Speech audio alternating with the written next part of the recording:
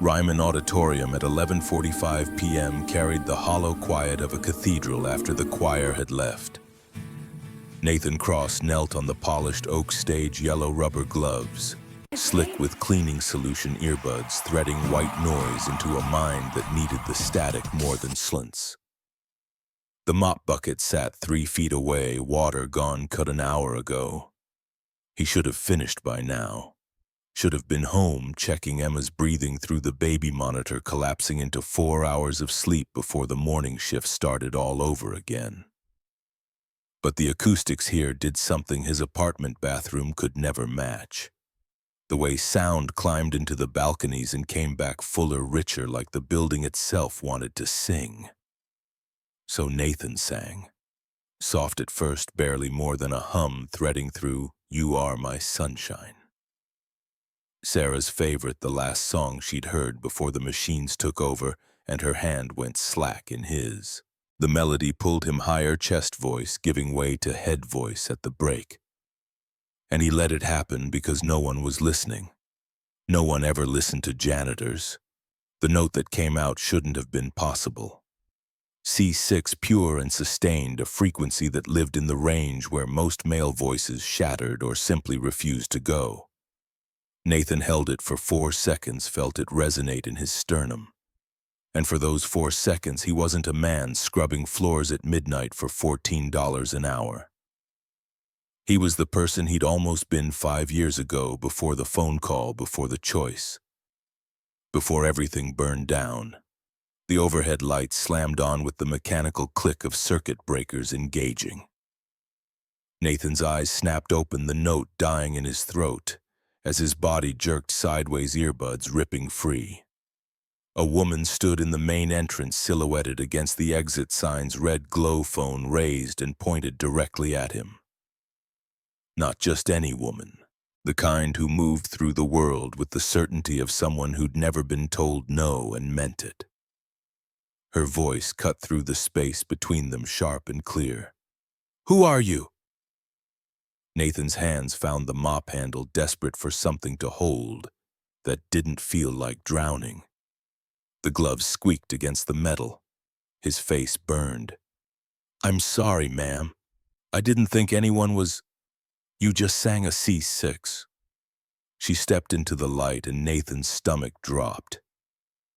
Mid-30s, dark hair pulled into something too perfect to be accidental, charcoal suit that probably cost more than his monthly rent. The phone was still recording. "No breath support, no preparation, you just did it. Who are you?" The question landed like an accusation. Nathan stood, legs unsteady, and pulled the gloves off one finger at a time because his hands needed something to do other than shake. "I'm Nathan Cross. I work here. Cleaning crew." "That's not what I asked." She moved closer, heels clicking against the floor he'd spent 40 minutes making spotless. Her eyes stayed locked on his face, dissecting, cataloging. "I've been in this industry 15 years. I know what a C6 costs. Training, technique, genetics, most people can't buy their way there with all 3. You just pulled it out of a maintenance closet." Industry. The word triggered something Nathan had spent 5 years trying to bury. He recognized her now, not personally, but categorically. Record label, A&R. The people who decided which voices mattered and which ones cleaned up after the show. "I used to sing. A long time ago. It doesn't matter." "It matters to me." She lowered the phone but didn't pocket it. The video was still there, still evidence. "Olivia Hartwell, Vice President of A&R, Apex Records." Apex. Nathan's chest constricted. Apex had produced Voice of Tomorrow, the show that had chewed him up and spit him into obscurity with a single condemnation from a judge who'd never asked why he left. He forced his voice steady. "I know who Apex is." "Then you know I don't waste time on accidents." Olivia glanced around the empty auditorium at the mop bucket and the wet floor signs and the industrial cleaning cart that smelled like ammonia and resignation. "Come to my office tomorrow, 9 a.m. I want to talk about a contract. The offer should have felt like salvation. 5 years ago it would have. Nathan looked at this woman who'd appeared out of nowhere with an opportunity wrapped in expensive fabric and perfect diction, and all he felt was the weight of Emma's next cardiology appointment. The stack of medical bills rubber-banded on the kitchen counter. The shift manager at the restaurant who'd already warned him about taking time off. I appreciate it, Ms. Hartwell, but I can't. I have responsibilities. Everyone has responsibilities. Olivia's expression didn't shift, but something in her voice tightened. Not everyone has a voice like that. My daughter needs me more than anyone needs to hear me sing. Nathan picked up the mop bucket, water sloshing against the sides. The conversation was over. It had to be over. Thank you for the offer. I hope you find what you're looking for. He walked past her close enough to catch the scent of something floral and expensive out of the auditorium and into the service corridor where people like Olivia Hartwell never followed. The door closed behind him with a pneumatic hiss, sealing away the steam and the lights and the fantasy that anything could be different than it was. Olivia stood in the empty Ryman for 3 full minutes after the janitor disappeared, phone heavy in her hand, the video file glowing on the screen. She'd played it back twice already. The waveform visualization showed exactly what her ears had confirmed: a perfect C6 stable frequency at 1046.5 Hz.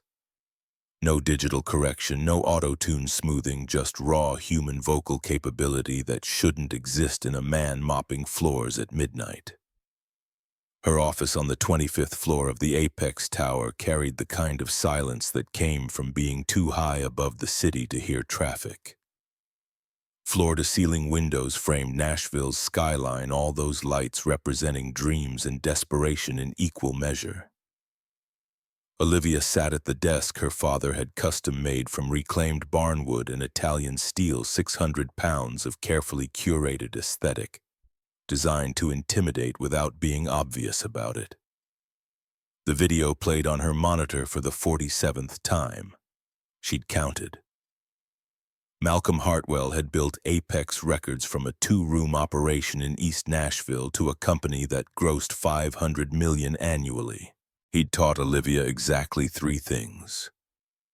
Profit mattered more than talent, talent mattered more than loyalty, and loyalty was a luxury reserved for people who couldn't afford ambition. She'd internalized those lessons so thoroughly that by 38 she'd become the kind of executive who could spot a hit single in the first 8 bars and kill a career with a single email. The industry called her ruthless. Malcolm called her successful. Olivia had stopped asking herself what the difference was. The intercom on her desk chirped. Malcolm's assistant, professional enough to pretend it wasn't 3 in the morning. Ms. Hartwell, your father wanted to confirm tomorrow's meeting regarding the Sterling tour. Victoria Sterling. 2 Grammys, 4 million albums, sold a Vegas residency worth $50 million that hinged on her upcoming fall tour. Also a woman who couldn't sing the note that had made her famous a fact. Olivia had known for 5 years and buried under layers of strategic silence because Victoria's fraud generated $15 million in annual revenue. Profit over talent, just like Malcolm taught her. Tell him I'll be there. Olivia ended the call and pulled up Victoria's contract file. The fall tour required a backing vocalist, someone with range and skill enough to cover the parts Victoria lip-synced in every live performance. 3 candidates had already been rejected. Too distinctive, too likely to overshadow, too expensive. Nathan Cross would cost $85,000. Olivia had already done the research. His daughter needed heart surgery. Insurance covered 55%. A signing bonus could close the gap. It was predatory. It was also business. And Olivia Hartwell was very, very good at business.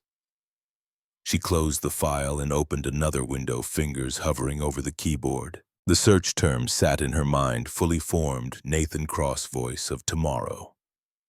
The results loaded in 0.3 seconds. Articles from 5 years ago, most of them brutal.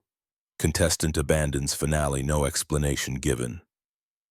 Voice of tomorrow hopeful disappears mid-show. And the quote that had ended everything attributed to Harper Weston, one of the judges, "Anyone who doesn't respect an opportunity doesn't deserve a dream." Olivia read the comments. Hundreds of them, all variations on the same theme. Unprofessional, irresponsible, ungrateful. No one had asked why he left. No one had cared. She clicked through to the archived performance footage. Watched a younger Nathan Cross sing Bridge Over Troubled Water with the kind of raw, emotional honesty that made her chest tighten in ways that had nothing to do with pitch or technique. The audience had been on their feet. The judges had called him a frontrunner. Then he'd vanished and the show had moved on, and Nathan Cross had become a cautionary tale about wasted potential. Olivia's phone buzzed. A text from Malcolm Victoria, Showcase Friday. Need backing vocalist confirmed by Wednesday. Don't make me ask twice. She looked at the video of Nathan singing in an empty auditorium at the medical bills. She'd already started calculating at the leverage she was about to deploy.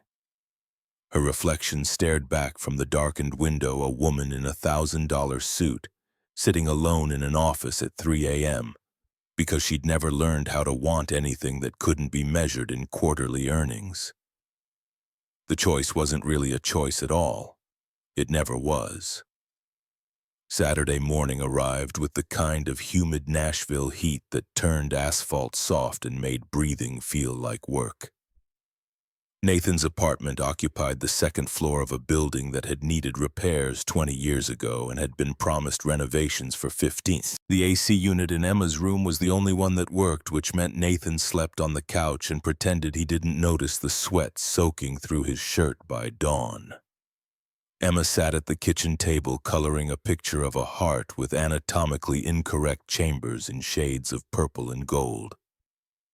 5 years old, born 3 months early, 1.5 kilograms of fight wrapped in translucent skin and determination that had kept her alive when the doctors started using words like palliative care. The ventricular septal defect, a hole in the wall between her heart's lower chambers, had been too small to justify surgery as a newborn. Now it was large enough that Dr. Walsh used phrases like progressive deterioration and intervention window closing. Nathan poured cereal into a bowl that didn't match any other dish they owned and set it in front of his daughter. Emma looked up, eyes the same shade of green as Sarah's, and smiled. "Daddy sang last night. I heard you in my dream." "Oh yeah." Nathan kept his voice light. "What did I sing?" "Mama's song, the Sunshine one." Emma went back to coloring purple crayon, moving in careful circles. "It made my heart feel better." The words hit Nathan somewhere behind his ribs.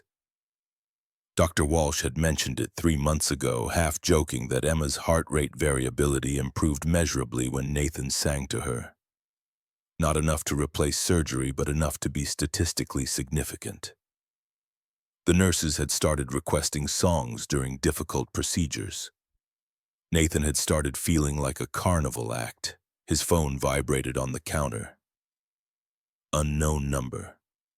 He let it go to voicemail, but the second call came 10 seconds later, and the third 10 seconds after that. Persistence like that usually meant collections agencies or scammers. He answered on the 4th attempt, already composing the polite refusal. "Mr. Cross, this is Olivia Hartwell. We spoke last night at the Ryman." Nathan's hand tightened on the phone. Emma glanced up, picking up on the tension the way kids always did. He forced a smile and walked into the hallway, closing the door behind him. "Ms. Hartwell, I told you. I know what you told me. I'm calling to make a different offer." Background noise filtered through the connection traffic and distance. "I've reviewed your situation. Your daughter needs surgery. $85,000 total cost, insurance covers $55,000. You're short 30,000 and the window for intervention closes in approximately 3 weeks based on Dr. Walsh's last consultation notes. Ice flooded Nathan's veins. How do you know that? I make it my business to know things. No apology, no acknowledgement that she'd just admitted to investigating him. I'm prepared to offer an advance of $85,000 against a 3-year recording contract. The money transfers within 48 hours of signing. Your daughter gets her surgery. You get a second chance at the career you walked away from. Everyone benefits. The apartment hallway smelled like cooking grease and industrial carpet cleaner. Nathan leaned against the wall, feeling the cheap drywall give slightly under his weight. $30,000. The exact number that stood between Emma living and the alternative he couldn't let himself think about. What's the catch? Smart question. Olivia's voice carried the practiced neutrality of someone who'd made 100 pitches just like this. The contract includes a requirement that you provide backing vocals for Victoria Sterling's fall tour. 20 shows, 2 months standard industry compensation beyond the advance. Victoria Sterling. Nathan knew the name the way everyone knew names like that. Ubiquitous, unavoidable, the kind of fame that came from marketing as much as music. He'd heard the rumors too, the whispers in the few industry contacts he'd maintained. Studio tricks, vocal enhancement, the kind of artifice that Nashville had perfected and packaged as authenticity. She needs a backing vocalist. She needs someone with your range. The tour launches in 6 weeks. A pause calculated and deliberate. This is a fair offer, Mr. Cross. More than fair considering you're currently earning $14 an hour mopping floors. The condescension slid in so smoothly Nathan almost missed it. Almost. I'll think about it. You have until Monday. After that, I find someone else and your daughter's surgery gets pushed to the insurance company's timeline, which based on the correspondence in your medical file means at least 6 weeks of authorization delays. Olivia let that sink in. Let the math do its work. I'll email the contract details, read them carefully. The call ended. Nathan stood in the hallway, phone dead in his hand, and understood exactly what had just happened. Olivia Hartwell had done her research, identified his pressure points, and deployed them with surgical precision. The advance would save Emma. The contract would trap him in exactly the kind of compromised position he'd spent 5 years avoiding. The apartment door opened. Emma stood there in her pajamas, the purple crayon still clutched in one small fist. Daddy, are you okay? Nathan crouched down to her level, smoothing hair that desperately needed a trim he couldn't afford. Yeah, sweetheart, Daddy's okay. You look sad. Just thinking about grown-up stuff. Nothing for you to worry about. Emma studied him with the unnervingly direct gaze of children who'd spent too much time in hospitals learning to read adults' lies. Is it about my heart? Every instinct screamed to protect her from this, to manufacture some comforting fiction. But Sarah had made him promise in those final hours when promises were all they had left, that he'd never teach their daughter that lying made hard things easier. Nathan took Emma's hands, small and warm and alive. Your heart needs some help. The doctors can fix it, but it costs money. Daddy's trying to figure out how to get that money. Will you have to stop singing? The question caught him off guard. No, actually. I might have to sing more. For other people. That's good. Emma squeezed his fingers. Singing makes you happy. Mama told me that before she went to heaven. She said Daddy's happiest when he sings. Nathan pulled his daughter into a hug, feeling her heartbeat against his chest, irregular and precious and running out of time. Sarah had been wrong about one thing. He wasn't happiest when he sang. He was happiest right here, holding the only piece of her they had left. And he would do anything, sign any contract, compromise, any principal work with any fraud to keep that heartbeat going. Monday morning came too fast. Apex Records occupied floors 20 through 35 of a glass tower on Broadway. The kind of architecture designed to make visitors feel insignificant before they ever reached reception. Nathan had put on his only dress shirt, the white one with the collar starting to fray, and the tie Sarah had bought him for their wedding that he'd never worn again because wearing it without her felt wrong. The elevator ride took 45 seconds to reach the 25th floor. Nathan spent them staring at his reflection in the polished steel doors, seeing a man who looked like he'd borrowed someone else's clothes and dignity. Olivia's office made the elevator seem humble. Windows overlooking downtown Nashville, furniture that belonged in design magazines, and a desk that looked like it had been carved from a single piece of wood by someone who charged per grain. Olivia sat behind it in a black suit that made her previous outfit look casual, hair pulled back so severely it must have hurt. She didn't stand when Nathan entered. Sit. Not an invitation. Nathan sat in the leather chair across from her and tried not to calculate how many hours he'd have to work to afford the cushions. Olivia slid a document stack across the desk, 47 pages bound with the kind of precision that suggested lawyers had been involved at every stage. Standard recording contract, 3 years exclusive. The advance of $85,000 is non-recoupable, meaning you keep it regardless of album performance. In exchange, you provide backing vocals for Victoria Sterling's fall tour and deliver one full-length album within 8 months. Nathan flipped through pages of dense legal text. Words like territories and mechanical rights and promotional obligations swam together into incomprehensibility. He found the signature line on page 44. When does the money transfer? On 48 hours after execution.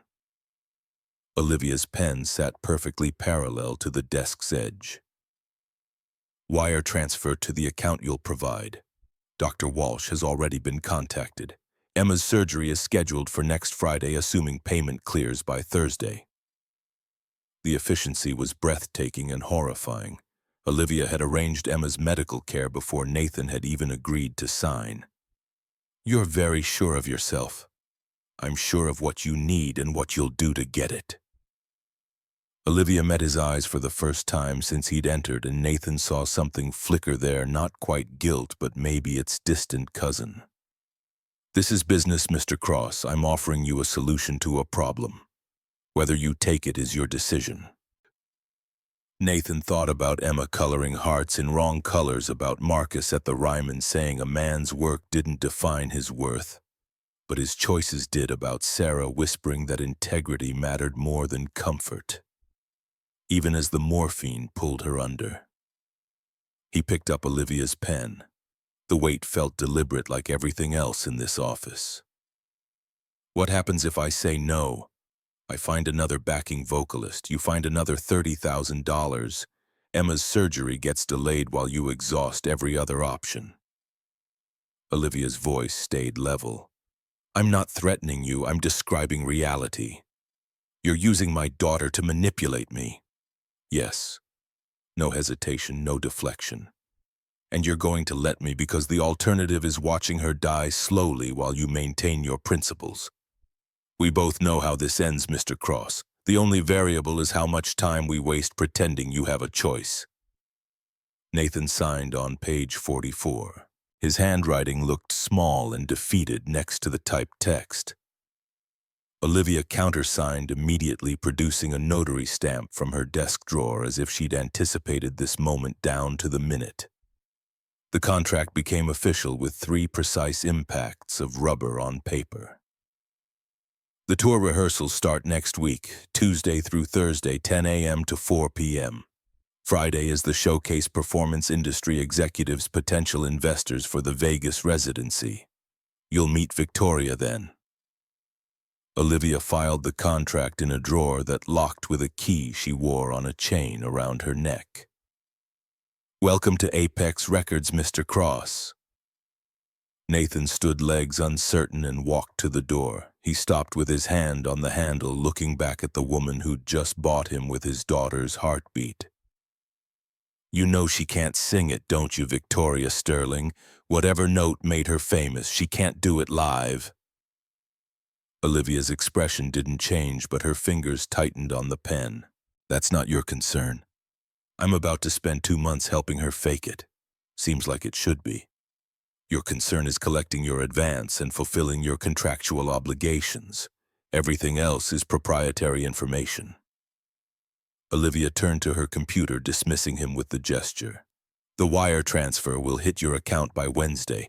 Make sure Dr. Walsh has the payment confirmation by Thursday." Nathan left without responding. The elevator ride down felt longer than the ride up, gravity working differently when you were falling. Emma's surgery happened on Friday morning under lights so bright they turned the operating theater into something from a dream. Nathan wasn't allowed in the room, hospital policy for pediatric cardiac procedures, so he sat in the waiting area with Marcus, who'd driven over at 5 a.m. without being asked. They didn't talk much. Marcus had the kind of quiet that came from 60 years of understanding when words helped, and when they just filled space. 8 hours crawled by. Nathan watched families come and go, saw joy and grief play out in the same chairs he occupied, and tried not to calculate the odds Dr. Walsh had mentioned. 15% complication rate, 85% success. Emma existed somewhere in those statistics, her chest opened and her heart exposed, and Nathan couldn't do anything except wait and trust that signing Olivia's contract hadn't been the worst mistake of his life. Dr. Walsh appeared at hour 8, mask pulled down and exhaustion written in the lines around her eyes. She smiled before she spoke, and Nathan's lungs remembered how to work. "The surgery went perfectly. We closed the septal defect, reinforced the surrounding tissue. Her heart is already showing improved efficiency. She's going to be fine, Mr. Cross."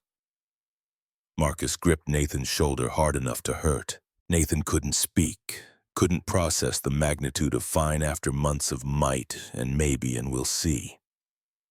Dr. Walsh led them to recovery, where Emma slept with tubes and monitors, making her look smaller than 5 years old should allow, but alive. Breathing, her heart finally working the way it was supposed to.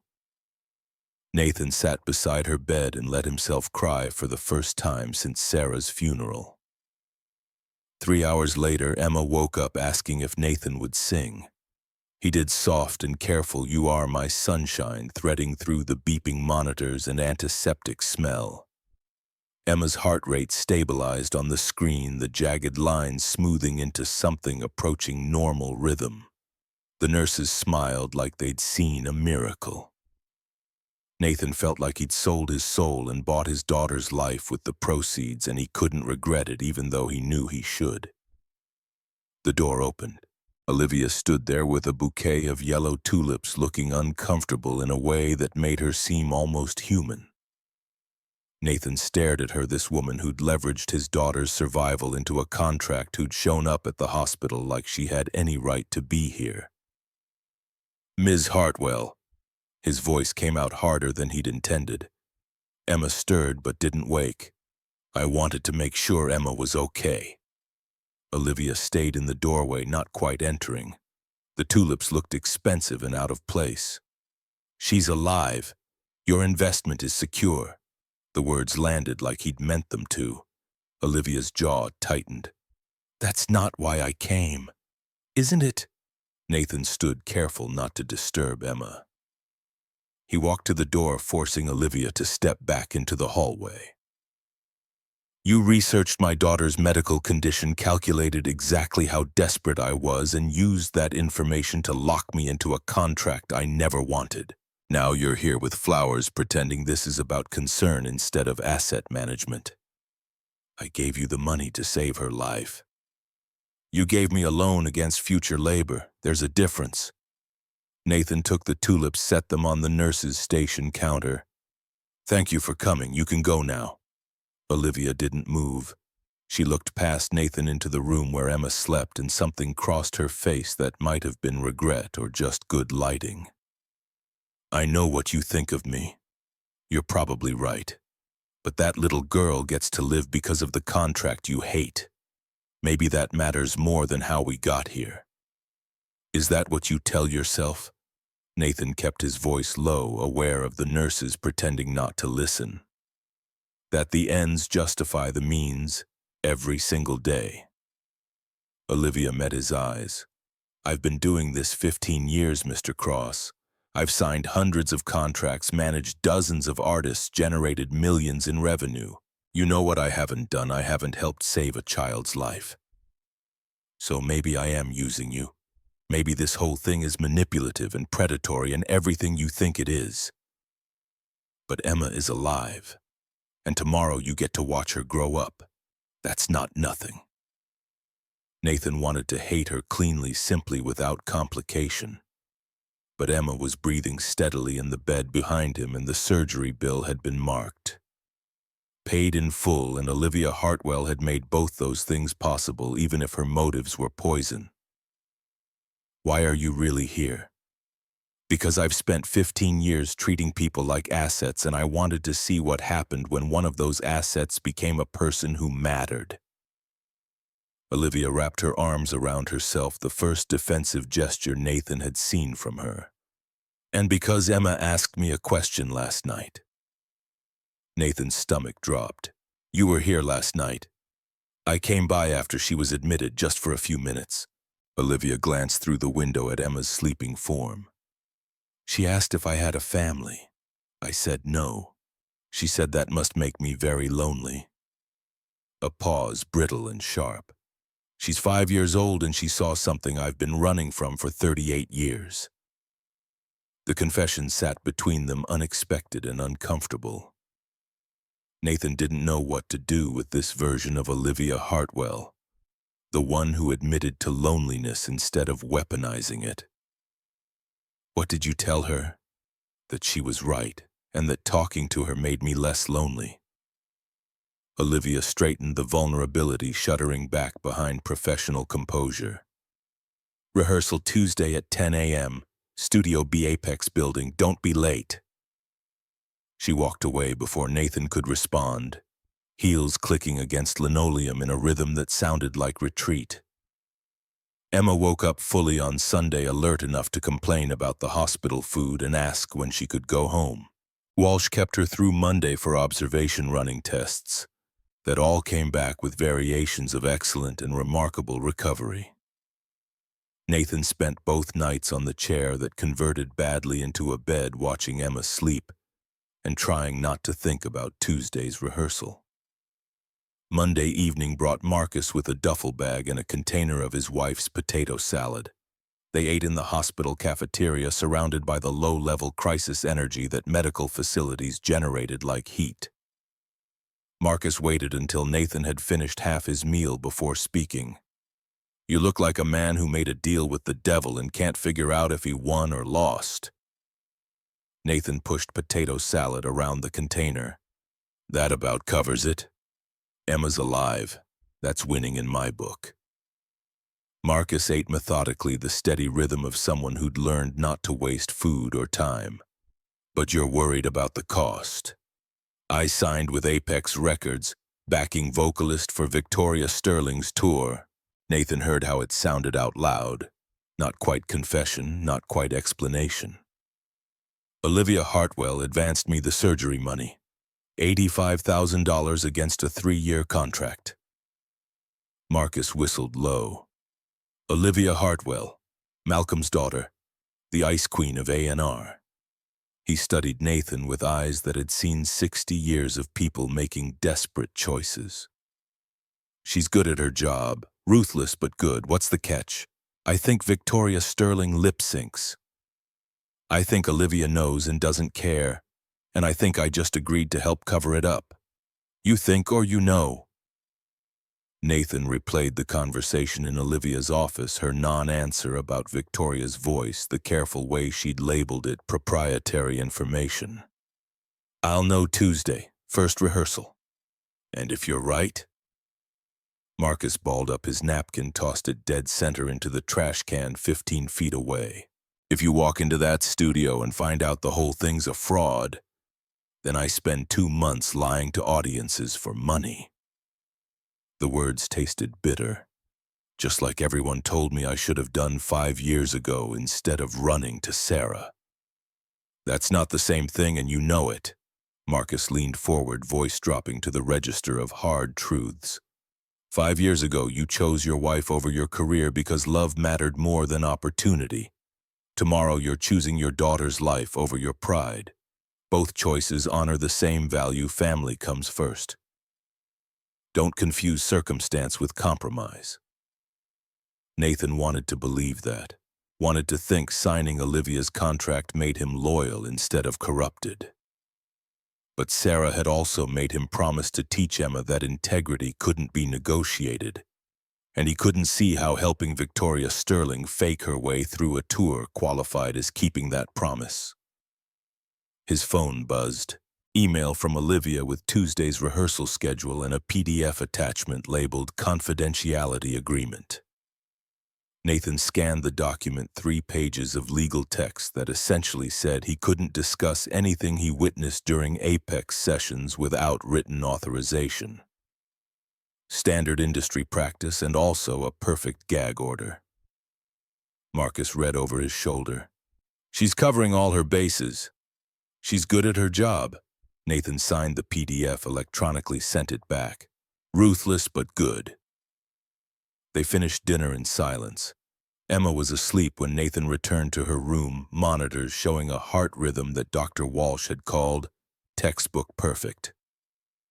Nathan sat in the uncomfortable chair and watched his daughter breathe, feeling the weight of Tuesday morning pressing down like atmosphere. The Apex Records building looked different on Tuesday morning than it had on Monday. Same glass and steel, same expensive lobby. But now Nathan had a badge that granted him access to the creative floors where music happened instead of just contracts. Studio B occupied the southeast corner of the 23rd floor, soundproofed walls and professional-grade equipment that made Nathan's home recording setup look like a child's toy. Victoria Sterling arrived 20 minutes late, wearing athleisure that probably cost more than Nathan's monthly rent and sunglasses despite being indoors. She looked like her publicity photos, mid-40s, maintained with the kind of aggressive care that California specialists perfected, the sort of beauty that came from discipline and money in equal parts. Her assistant, a nervous woman named Claire, carried coffee and a binder thick with what Nathan assumed was the tour set list. Victoria barely glanced at Nathan. "So you're the backing vocalist. Try not to overshadow me." The dismissal was so casual it took Nathan a second to realize he'd been insulted. "I'll do my best. See that you do." Victoria handed her coffee to Claire without looking cross to the mic setup. "Let's start with Higher Ground, my signature piece. I assume you know it." Nathan knew it. Everyone knew it. Victoria's breakthrough hit from 8 years ago, the song that had launched her from regional success to national fame. The note that made it famous lived in the bridge, a soaring C6 that supposedly showcased Victoria's exceptional range. Nathan had listened to the studio recording 17 times over the last 3 days, had analyzed the frequency spectrum and noticed the subtle digital sheen that suggested post-production enhancement. He'd hoped he was wrong. The band session musicians who looked bored with professional competence counted off. Victoria sang the first verse and Nathan revised his expectations downward. She was technically proficient, hitting notes with the accuracy that came from expensive coaching. But there was no emotion, no vulnerability. Just a well-trained voice executing a performance. Adequate, professional, completely forgettable. Then they reached the bridge. The melody climbed toward C6 and Nathan watched Victoria's technique deteriorate in real time. Her neck tightened. Her shoulders lifted, her breath control solid through the verses started breaking down. The note that came out cracked at A-sharp 5, nearly a full tone below target, splintering like glass under pressure. Victoria stopped singing. Her hand came up immediately. "My throat's too dry. Derek, turn up the backing track." Derek Sawyer, the sound engineer, hesitated. He was young, maybe 28, with the careful neutrality of someone who'd learned that questioning talent was a career-limiting move. "We're in rehearsal, Victoria. You wanted to practice without the track." "I don't remember asking for your opinion." Victoria's voice went cold. "Backing track, now." Derek pressed keys. The track engaged, and suddenly the studio filled with a C6 so pure and effortless it made Nathan's chest ache.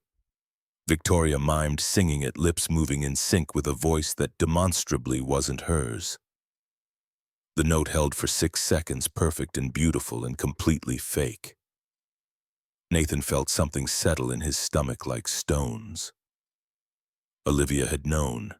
She'd known Victoria couldn't sing the note that made her famous, had known Nathan would discover it. And she'd made sure he signed a confidentiality agreement before he ever entered the studio. Every piece had been carefully positioned.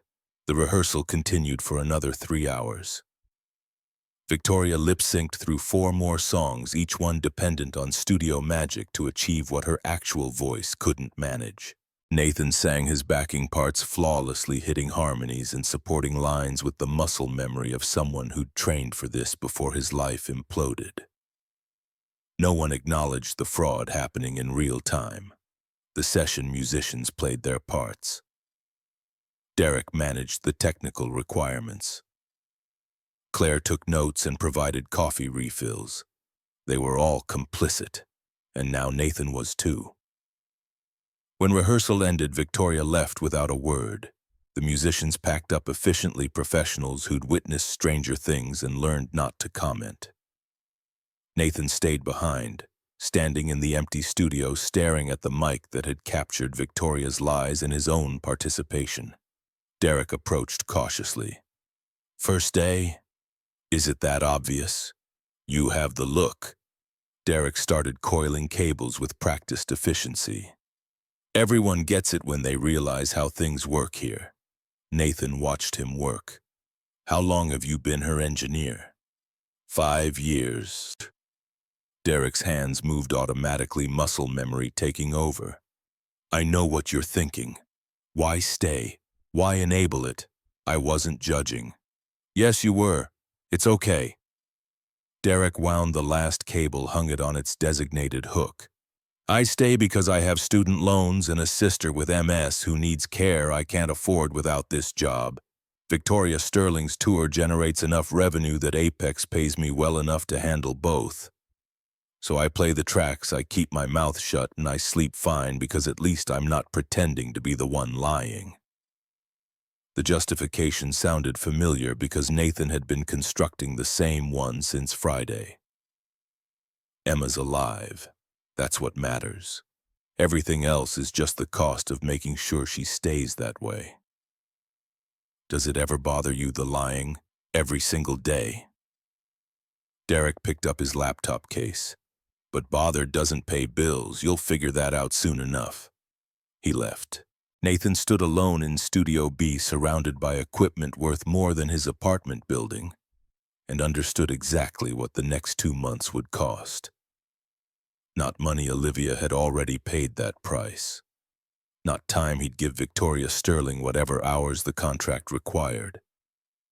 The real cost was looking at himself in the mirror and seeing someone who'd chosen to participate in a fraud because the alternative meant watching his daughter die. Sarah would have understood. She'd made him promise to put Emma first always, no matter what. But she'd also made him promise to teach their daughter that integrity mattered, that truth was worth defending even when it cost everything. Nathan couldn't figure out how to keep both promises simultaneously. His phone buzzed. Text from Olivia. "How was rehearsal?" Nathan typed and deleted 3 responses before settling on honesty. "You knew she couldn't sing it." The reply came immediately. "Yes, and you signed me anyway." "Yes." Nathan stared at the screen at the admission rendered in simple affirmative, and realized Olivia Hartwell wasn't even pretending to feel guilty. Why 3 dots disappeared again. The response took 2 full minutes. Because talent like yours deserves to be heard even if the circumstances aren't ideal. And because Victoria's tour generates enough revenue to fund your advance plus 17 other artists who wouldn't get signed otherwise. One person's fraud enables 20 careers. That's the math I live with. That's not an answer. It's the only answer I have. Nathan pocketed his phone. The studio felt smaller than when he'd arrived, like the walls were closing in. Or maybe he was just finally seeing their actual dimensions. He left through the service elevator, avoiding the main lobby where gold records hung on the walls, celebrating music that might or might not have been performed by the artists whose names appeared on the plaques. Outside, Nashville heat hit like a wall. Nathan walked 6 blocks before he realized he was heading toward the Ryman instead of the parking lot where his 10-year-old Honda waited. Muscle memory taking him back to the place where this had started, where Olivia had caught him singing something real and decided to turn it into currency. Marcus was mopping the main floor, same as always, moving with the steady rhythm of someone who'd mastered the art of making time pass without feeling like waste. He spotted Nathan set the mop aside. "You look worse than you did yesterday." "She can't sing the note." Victoria Sterling. Her whole career is built on studio singers and backing tracks. Nathan sat in one of the audience seats, feeling the historic wood creak under his weight. Olivia knew. She's known for 5 years and kept quiet because Victoria makes money. Marcus settled into the seat beside him. "And now you know too. And now I'm part of it. 2 months of backing vocals, helping her fake it for audiences who paid to hear something real." Nathan leaned back, stared at the ceiling where acoustics turned lies into art. "I thought signing that contract was about saving Emma. But it's also about becoming someone I don't want to be. You think you're the first person to compromise for family." Marcus's voice carried 60 years of reality. "My daddy worked 40 years at a factory making weapons he didn't believe in because his paycheck fed 6 kids and kept my mama from having to choose between medicine and groceries. He hated that job every single day. He also never missed a shift. That's different." How? He wasn't actively lying to people. He was actively helping build tools designed to kill. I'm not sure that's morally superior to lip-syncing. Marcus pulled out his phone, showed Nathan a photo of a young woman in a hospital bed smiling despite the obvious pain. "My daughter. Cancer, stage 4. She lasted 6 months after diagnosis. Insurance covered most of it, but not all. I worked 3 jobs that year, including cleaning toilets at a strip club that I still have nightmares about. You think I wanted my daughter knowing her daddy scrubbed up after drunk businessmen to pay for her pain medication? But I did it anyway because she needed me to." Nathan looked at the photo, at Marcus's daughter, frozen in a moment of borrowed happiness. "I'm sorry." "Don't be sorry, understand." Marcus pocketed the phone. "You're not compromising Emma's future by helping Victoria fake her voice. You're compromising your own comfort. There's a difference. Your daughter gets to grow up. Victoria's audiences get a show they paid for. The only person hurt in this equation is you, and you're hurt because you have to witness fraud, not commit it. That's the price of Emma's surgery, and it's a bargain." The logic made sense in the way hard truths always did, cutting through justification and sentiment to expose the math underneath. Nathan had traded his principles for his daughter's heartbeat. He'd make that trade again every time, and spending 2 months feeling bad about it was self-indulgence disguised as morality. "When does it stop feeling wrong?" Nathan asked. "It doesn't." Marcus stood, picked up the mop. "You just get better at carrying the weight. Now go home." Emma's being discharged tomorrow. She needs her daddy rested and ready, not sitting in an empty auditorium having an existential crisis.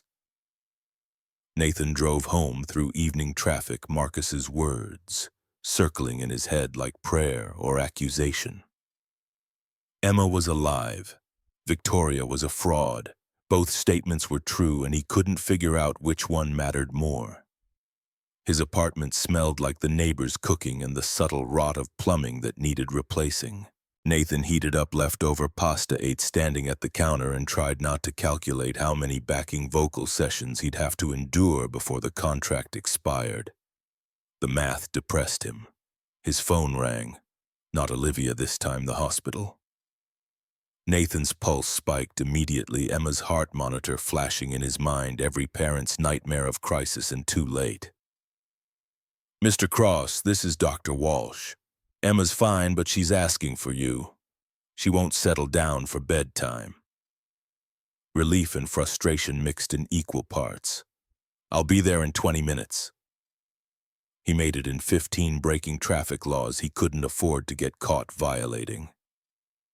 Emma sat up in bed when he arrived, looking still against the hospital pillows, but alert and present in a way that made Nathan's chest tight with gratitude. Daddy, you came? Always, sweetheart. Nathan sat on the edge of the bed, careful of the IV still threaded into her arm. Dr. Walsh said you wouldn't sleep. I had a bad dream about my heart stopping. Emma's voice wobbled.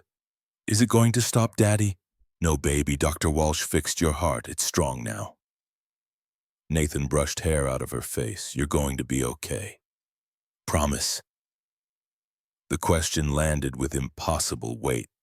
Nathan thought about Victoria lip-syncing about Olivia's calculated manipulation, about Derek's student loans and Marcus's daughter, and every compromise people made when the cost of refusal was watching someone they loved suffer. I promise.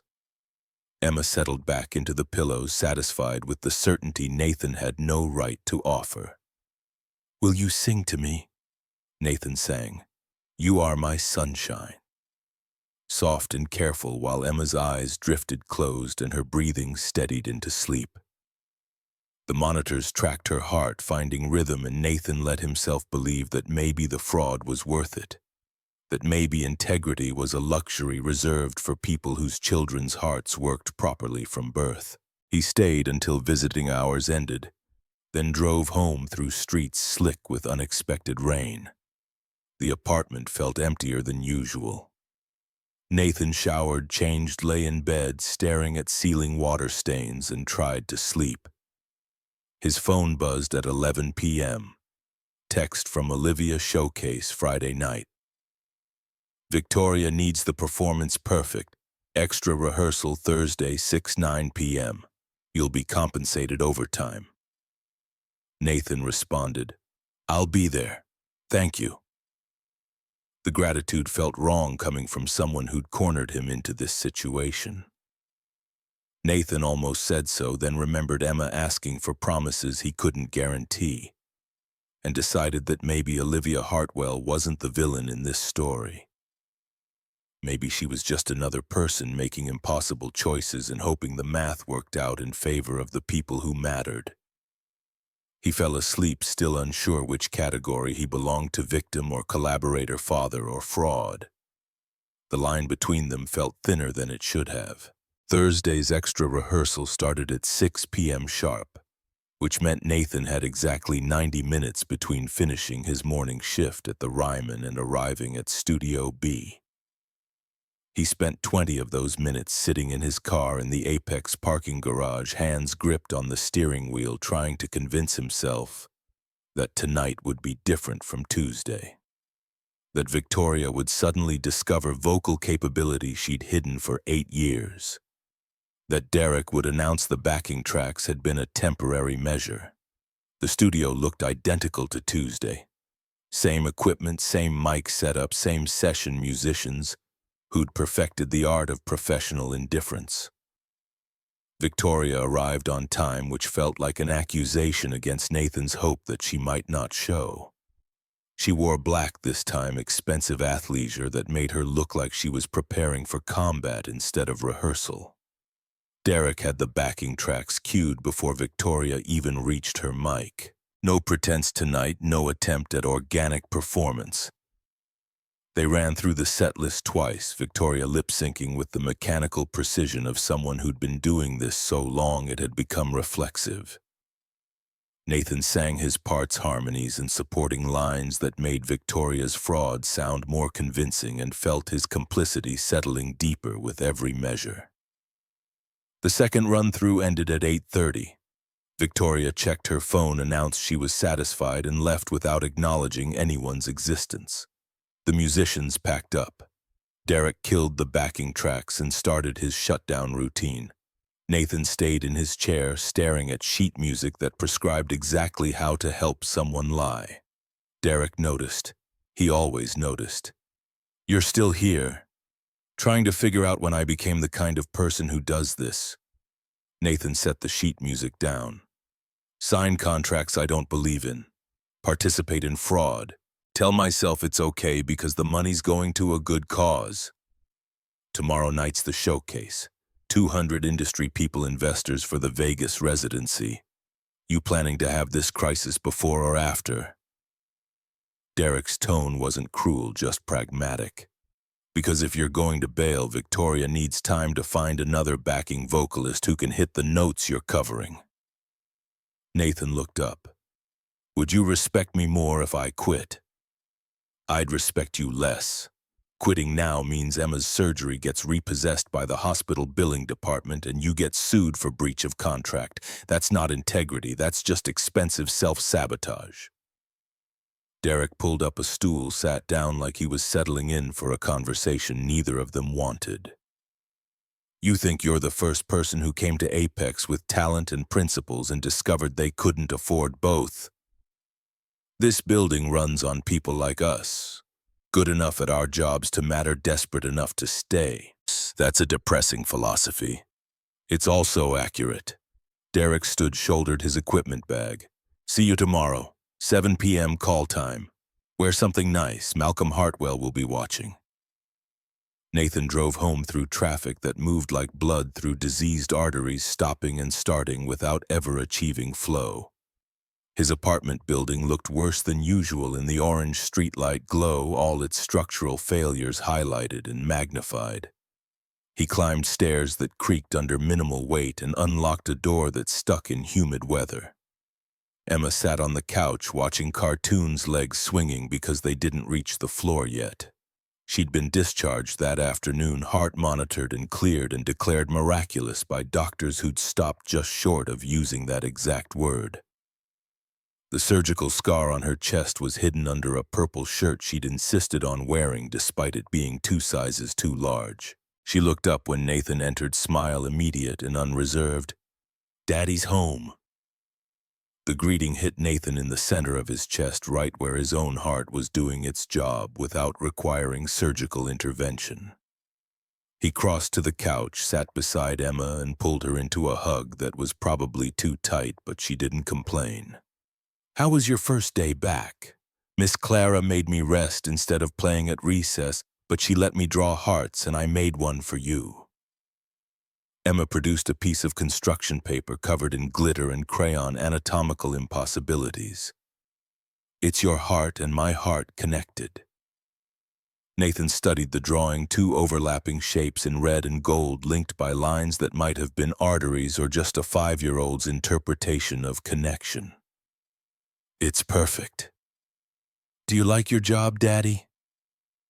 The question came without preamble or context, the way Emma's questions always did, launched from thought processes Nathan couldn't track. "That's complicated, sweetheart. Miss Clara says grown-ups say complicated when they mean no, but don't want to admit it." Emma tilted her head, studying Nathan with the uncomfortable perception of children who'd spent too much time around evasive adults. "So you don't like it?" Nathan considered lying, considered explaining that jobs were rarely about enjoyment and mostly about survival, considered all the parental deflections that might preserve Emma's innocence, while avoiding the actual answer. Then he remembered Sarah making him promise to treat Emma like a person who deserved truth. "No, I don't like it, but it pays for things we need, like your surgery. So you do a job you don't like so I can be healthy." "Yes." Emma processed this with the gravity of someone solving philosophical problems beyond her years. That's love. The simplicity of it broke something in Nathan's chest. Emma wasn't wrong. Every compromise he'd made, every backing vocal he'd sung for Victoria's fraud, every confidentiality agreement he'd signed, all of it was love translated into action. But Sarah had also taught Emma that integrity mattered, that truth was worth defending, and Nathan couldn't reconcile those lessons with what he was doing at Apex. What if doing the job means helping someone lie? Nathan asked, not sure why he was seeking moral guidance from a 5-year-old, except that Emma's clarity sometimes cut through complexity better than adult reasoning. Lying is bad. Emma stated it with the certainty of fundamental rules. Miss Clara says lying hurts people even when you think it's helping. What if telling the truth means we lose money? What if it means things get harder for us? Emma thought about this, brow furrowed in concentration. Mama told me something before she went to heaven. She said being brave means doing the right thing even when you're scared. Are you scared, Daddy? Nathan's throat closed. Sarah's voice echoed in Emma's words, that particular inflection she'd used when explaining difficult concepts, and for a moment his wife was alive again in their daughter's understanding. Very scared. Then maybe you need to be brave. Emma leaned against Nathan's shoulder. Like when I had surgery. I was scared, but Dr. Walsh said my heart needed help, and being scared didn't make it less true. The parallel was devastating in its accuracy. Nathan held his daughter, this small human who'd survived against odds that should have crushed her, and understood that she was teaching him the same lesson he'd thought he was supposed to teach her. Truth didn't stop being true because acknowledging it carried consequences. Fraud didn't become acceptable because the money funded something good. He'd spent 3 days justifying his participation in Victoria's deception. Emma had just dismantled every justification with kindergarten logic and Sarah's borrowed wisdom. Friday arrived with the weight of inevitability. Nathan woke at 5 a.m. to pre-dawn darkness and the sound of Emma's breathing through the baby monitor. He still kept active despite her being 5. The showcase started at 8 p.m. He had 15 hours to decide whether he was going to keep his mouth shut and his contract intact, or burn everything down because a dead woman and a 5-year-old had convinced him that integrity couldn't be negotiated. Marcus called at 6:30, voice rough with sleep or something harder to name. You coming to work today, or should I cover your shift? I'll be there. Nathan made coffee that tasted like regret. Need to think. Thinking's dangerous before a big decision. Usually means you already know what you're gonna do and you're just working up the courage. Marcus paused, background noise suggesting he was already at the Ryman. What time's the showcase? 8 p.m. Industry people, investors, Victoria's big moment. And you're wondering if you should make it yours instead. Nathan hadn't articulated it that clearly even to himself, but Marcus had worked 60 years reading people and situations. Emma said I need to be brave. Emma's right. Question is whether brave means speaking up or keeping quiet. Marcus's breathing filled the line, steady and measured. I told you Tuesday that compromising for family wasn't the same as compromising your values. But I also told you the weight never stops. You need to decide if you can carry it for 2 months or if it's already crushing you. Nathan thought about Thursday's rehearsal, Victoria lip-syncing with practiced ease. Derek's acceptance of fraud as business model, the 200 industry people who would pay money tonight to witness a performance that was fundamentally dishonest. I can't do it. I can't stand on that stage and help her lie to people who trust what they're hearing. Then don't. Marcus said it simply, like the decision wasn't about to detonate Nathan's life. But understand what you're choosing. Olivia will sue for breach of contract. You'll owe back the $85,000. Emma's surgery bill comes due. You lose Apex, you probably lose access to any major label. This isn't consequences you can absorb and move on. I know. Nathan did know. He'd spent 3 days calculating the cost. The math was brutal and unavoidable. But Emma asked me if I liked my job, and when I said it was complicated, she saw right through me. I can't teach her that truth matters and then model the opposite because I'm scared of consequences. Sarah would be proud. Marcus's voice caught. Stupid and proud, but proud. She usually was. Nathan finished his coffee, tasted nothing. I need a favor. If this goes bad tonight, if I lose everything, can you check on Emma, make sure she's okay? You're not gonna lose everything. You're gonna lose money and a contract. Emma's got you. That's what matters. Marcus paused. But yeah, I'll check on her. And Nathan, whatever happens tonight happens because you chose it. Own that. Don't let anyone make you feel like you were forced. The call ended. Nathan got Emma ready for school, walked her to the bus stop, watched her climb aboard with her oversized backpack and heart-themed lunchbox. She waved through the window, smile uncomplicated and perfect. Nathan waved back and felt the full weight of what he was about to do settle into his bones. The Ryman swallowed his morning in familiar routine, mopping, sweeping, polishing surfaces that would get dirty again tomorrow. Nathan worked automatically, body executing tasks while his mind rehearsed scenarios. How to expose Victoria, what to say, whether anyone would believe a janitor over a Grammy-winning artist. The rehearsals played out in his head like theater, each version ending differently, but none of them well. His phone buzzed at 2 p.m. Text from Olivia confirmed attendance list for tonight. Malcolm will be in the front row. Don't disappoint. Nathan stared at the message at the casual assumption that he'd perform as contracted, that his silence could be purchased with surgery money and legal threats. He typed 3 responses and deleted them all. Whatever he needed to say to Olivia required more than text messaging. He arrived at Apex at 6:30, 90 minutes before call time, wearing the same shirt and tie he'd worn to sign the contract. The building felt different at night, lit from within like a cathedral to commerce and creativity. Nathan took the elevator to 25, walked past reception to Olivia's office. Her door was open. She sat at her desk, reviewing documents, reading glasses perched on her nose in a way that made her look older and somehow more human. She glanced up when Nathan appeared. "You're early. We need to talk."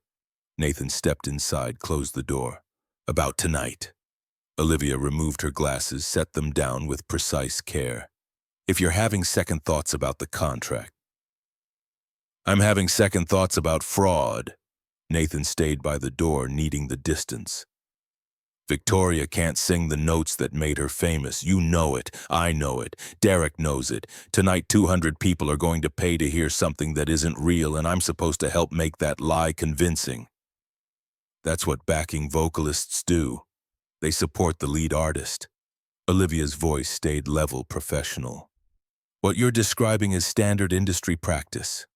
It's fraud. Calling it standard doesn't make it honest." Nathan's hands flexed at his sides. "I signed your contract because Emma needed surgery. I kept my mouth shut because I thought I could separate what I was doing from what it meant. But I can't, and I won't." Olivia stood slowly, moving around the desk with the careful deliberation of someone approaching something dangerous. "What exactly are you saying?" "I'm saying I'm done. I'll sing tonight because I committed to it. But I'm not going to pretend Victoria's voice is something it isn't. If she can't hit the notes live, that's her problem, not mine. If you deviate from the rehearsed performance, you're in breach of contract. I'll sue you for the advance. The hospital will demand immediate payment for Emma's surgery. You'll be unemployed and unemployable. Olivia listed consequences like reading a grocery list. This isn't a negotiation, Nathan. You signed a binding agreement. I signed an agreement to provide backing vocals. I didn't sign an agreement to participate in consumer fraud.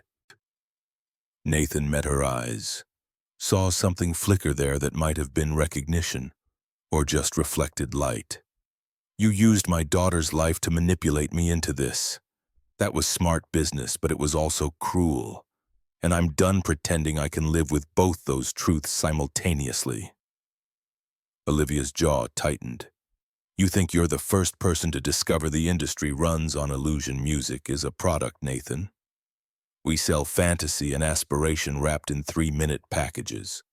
Sometimes the fantasy requires technical support. That's not fraud, that's production value. Keep telling yourself that. Nathan turned to leave, stopped with his hand on the door. I know what you think of me. Naive, idealistic, too stupid to understand how things work. Maybe you're right. But at least when Emma asks me if I like my job, I'll be able to tell her I quit the one that required me to lie. He left before Olivia could respond, took the elevator down to Studio B where the showcase would happen in 90 minutes. The space had been transformed, lighting redesigned audience seating, arranged a small stage erected to elevate the performance area. It looked professional and expensive and designed to make Victoria Sterling appear larger than life. Derek was running final sound checks, adjusting levels with the obsessive precision of someone who'd learned that minor details could destroy major performances. He spotted Nathan, stopped what he was doing. You look like you're about to do something monumentally stupid. Probably. Nathan picked up his sheet music, scanned the harmonies he'd practiced. But at least it'll be honest stupidity instead of calculated fraud. Olivia will crucify you. She can try. Nathan set the music down. You ever think about quitting, just walking away from all this? Derek considered the question with visible seriousness. Every day. Then my sister's medical bills come due and I remember why I'm here. You've got Emma, I've got Rachel. We're both trapped by love and bills. The only difference is you're pretending you have a choice. Maybe I don't, but I'm going to act like I do anyway. Nathan checked his watch, 7:15 p.m. Where's Victoria? Green room. Getting her face perfect for Instagram. Derek returned to his soundboard, made microscopic adjustments. Nathan, whatever you're planning, make sure it's worth the cost, because the cost is going to be everything. The audience started arriving at 7:30. Nathan watched from backstage as industry executives filed in, men and women in expensive suits carrying the particular confidence that came from deciding other people's careers. Malcolm Hartwell took his seat in the front row, silver-haired and commanding even while sitting still. Olivia sat 3 seats away, separated from her father by careful distance. Victoria emerged from the green room at 7:50, makeup flawless, an outfit calculated to suggest effort without revealing any. She ran through vocal warm-ups that Nathan now recognized as performance instead of preparation, lip-syncing exercises designed to sync with backing tracks. She didn't acknowledge Nathan's existence. At 7:58, the house lights dimmed. Malcolm Hartwell's assistant took the small stage, introduced Victoria with the practiced enthusiasm of someone reading from a script. Applause filled the studio, polite and professional. Victoria stepped into the spotlight wearing the smile Nathan had seen in all her publicity photos, perfect teeth, perfect angles, perfectly manufactured sincerity. The first 3 songs went exactly as rehearsed. Victoria lip-synced with professional competence. Nathan sang his backing parts with technical precision, and 200 industry people experienced a fraud so polished it felt like artistry. Malcolm looked satisfied. Olivia looked relieved. Derek worked the soundboard like a man conducting surgery. Then Victoria introduced Higher Ground. Her voice carried false modesty wrapped in practiced charm. This song changed my life. The note in the bridge that C6, it's the reason I'm standing here tonight. They told me I couldn't do it. I proved them wrong. Nathan felt something snap inside his chest. Not anger exactly, more like a cable under too much tension finally reaching its breaking point. Victoria had just told 200 people that she'd overcome limitations through determination and skill. She was about to lip-sync the proof of that lie using backing tracks recorded by a studio singer who'd been paid $2,000 and forced into silence. The band started the opening measures. Victoria sang the first verse with manufactured emotion. Nathan watched Malcolm Hartwell lean forward, engaged and impressed. Watched Olivia's hands grip her chair arms with white-knuckle tension. Watched Derek's finger hover over the backing track trigger, ready to deploy the fraud that would make Victoria's career and Nathan's complicity complete. The bridge approached. Victoria's voice carried through the verse, technically competent and emotionally hollow. The melody climbed toward C6. Derek's finger moved to engage the backing track. Nathan stepped forward away from his designated position into the space between Victoria and the audience. His voice cut through the music, clear and unavoidable. "Could you turn off the backing track?" The band stumbled to a stop. Victoria's mouth froze mid-lip sync. Derek's hand jerked away from the soundboard like he'd been burned. 200 faces turned toward Nathan with expressions ranging from confusion to outrage. Malcolm Hartwell's voice carried across the sudden silence with the authority of someone who'd never been contradicted. "What the hell do you think you're doing?" Nathan looked at him. This man who'd built an empire on selling illusion, whose daughter sat 3 seats away, looking like she'd witnessed a traffic accident in slow motion. "I'm asking a question. Can Victoria sing this note without the backing track? Get off my stage." Victoria's voice shook with rage and something that might have been fear. "Security. I'm not trying to sabotage anything." Nathan kept his voice steady, projecting to the back row the way vocal coaches had taught him a lifetime ago. "I just think if Victoria's going to tell people she can hit this note, she should probably demonstrate it, live, without digital support." The studio erupted into whispers, phone cameras emerging, the particular energy of scandal being born in real time. Malcolm stood face flushed red. Olivia remained seated, frozen in place like she'd been turned to stone. Derek had both hands on the soundboard, now braced like he was holding it down. Victoria rallied, drawing herself up to full height. "I don't need to prove anything to my backing vocalist, especially one who's clearly having some kind of breakdown." "Then sing it." Nathan gestured to the mic. "No track, no technical support, just you and your voice hitting the note you claim made you famous. If I'm wrong, I'll apologize and walk out of this building. But if I'm right, if you can't do it, then these people deserve to know what they're investing in." Malcolm started moving toward the stage. "Security, remove this man immediately." But Olivia stood, her voice cutting through the cage with unexpected force. "Wait!" Everyone turned. Olivia moved toward the front, heels clicking against the floor Nathan had mopped that morning. She looked at her father, at Victoria, at Nathan standing alone on a stage that wasn't his. "He has a point. Victoria, if you can sing it, sing it. Prove him wrong." "Olivia, what are you?" Malcolm's voice carried disbelief. "I'm asking our star artist to demonstrate the capability she's built her career on." Olivia's hands were shaking, but her voice stayed level. "That seems reasonable." Victoria's eyes went wide with betrayal. "You're supposed to be on my side." "I'm supposed to be on the side of truth." Olivia looked at Nathan, and something passed between them that wasn't quite alliance but wasn't opposition either. "So sing it. Prove Nathan wrong. Prove me wrong for believing him." The silence stretched, fragile and dangerous. Victoria opened her mouth, closed it, looked at Derek with desperation that confirmed everything Nathan had been saying. Derek stared at his soundboard like it might offer answers. Malcolm's voice went cold. "Olivia, my office. Now." "No." Olivia didn't move. "I'm staying here. I want to hear Victoria sing." Nathan watched Olivia Hartwell, this woman who'd manipulated him into a contract using his daughter's health as leverage, choose truth over profit in front of 200 witnesses and her father's fury. He didn't understand it.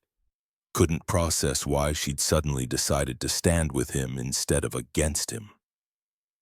Victoria made the decision for all of them. She pulled off her mic, dropped it on the stage where it landed with a hollow thud, and walked out of Studio B with her assistant scrambling to follow.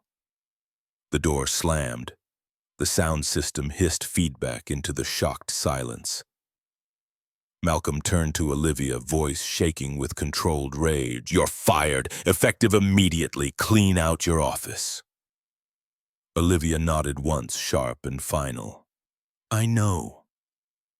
She walked past her father without another word, past the 200 industry witnesses to her professional suicide, and stopped beside Nathan. "That was either the bravest or stupidest thing I've ever seen." Nathan's hands were trembling with adrenaline crash. "You just threw away your career. I threw away a career built on selling lies." Olivia looked back at Malcolm, at the industry people already typing on their phones, at the wreckage of Victoria Sterling's Vegas residency deal. "For the first time in 15 years, I feel like I can breathe." The Apex Records lobby cleared within 20 minutes, industry executives fleeing the scene of Victoria Sterling's unraveling like witnesses leaving a crime scene before police arrived. Nathan stood in Studio B watching phone screens glow in the darkness outside, knowing every one of those devices was documenting his career suicide in real time. Hashtags were probably already trending. By morning, he'd be unemployable. Olivia returned from her father's office carrying a small cardboard box containing 15 years of her professional life reduced to personal effects that fit in 12 inches of corrugated paper. Her face held the blank expression of someone in shock, moving through motions while their brain processed catastrophe elsewhere.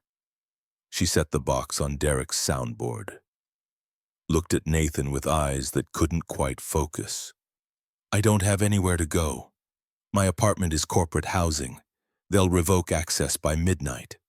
Her voice came out flat, factual. "I don't actually own anything that matters. It all belonged to Apex, to my father." Nathan thought about his cramped 2-bedroom apartment with the broken AC and mismatched furniture.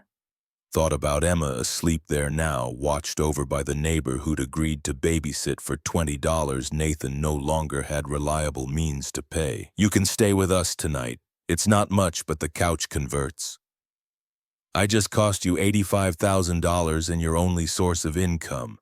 You don't owe me hospitality." Olivia picked up the box, set it down again like she'd forgotten what hands were for. "I cost myself everything, too. Malcolm will make sure no label in Nashville hires me. Probably no label anywhere."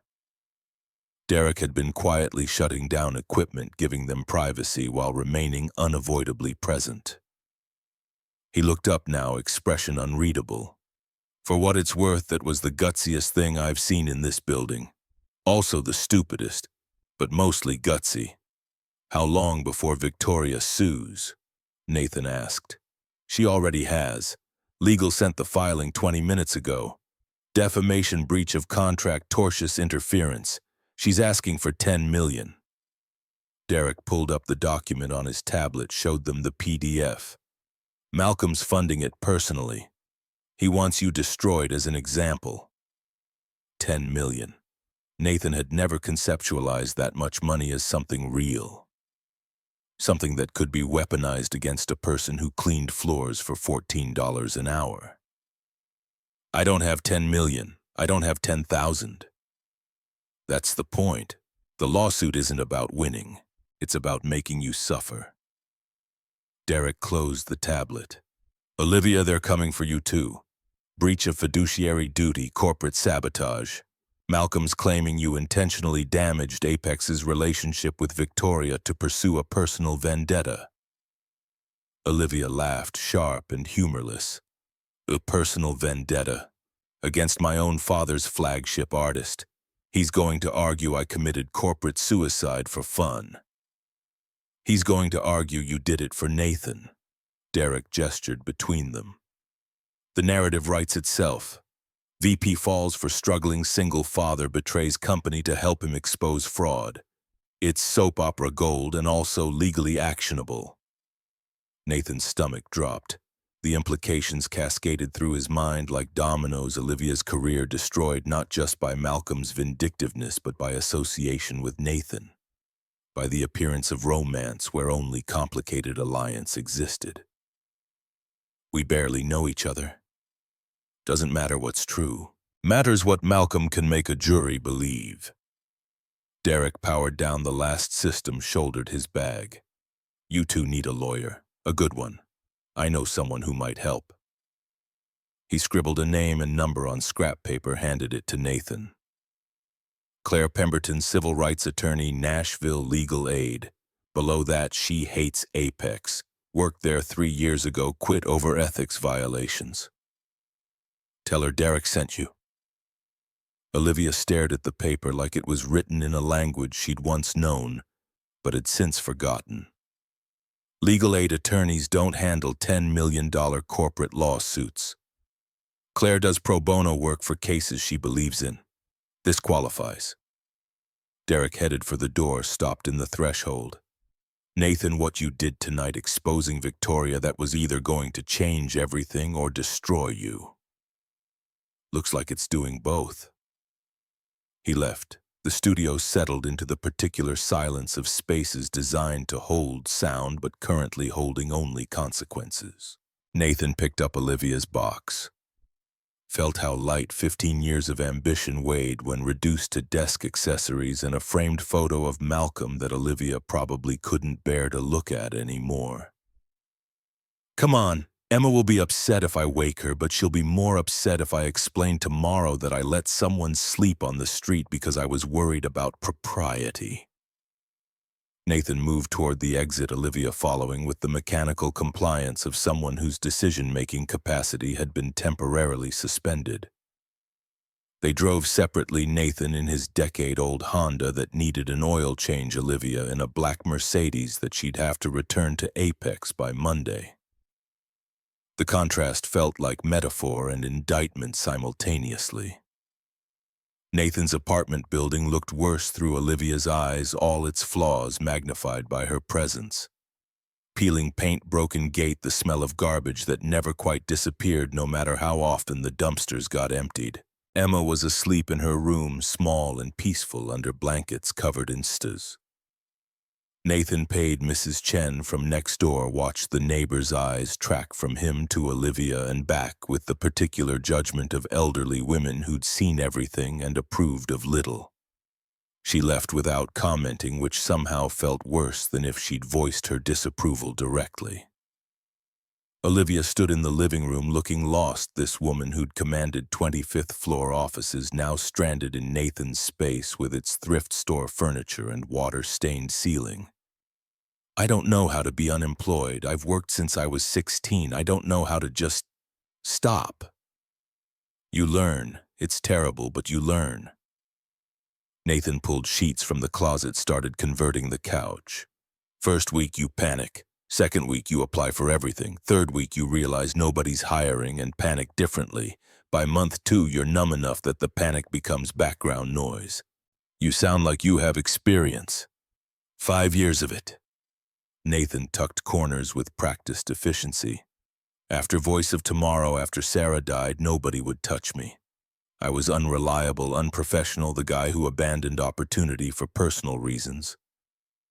Turns out industries don't forget failures, they catalog them.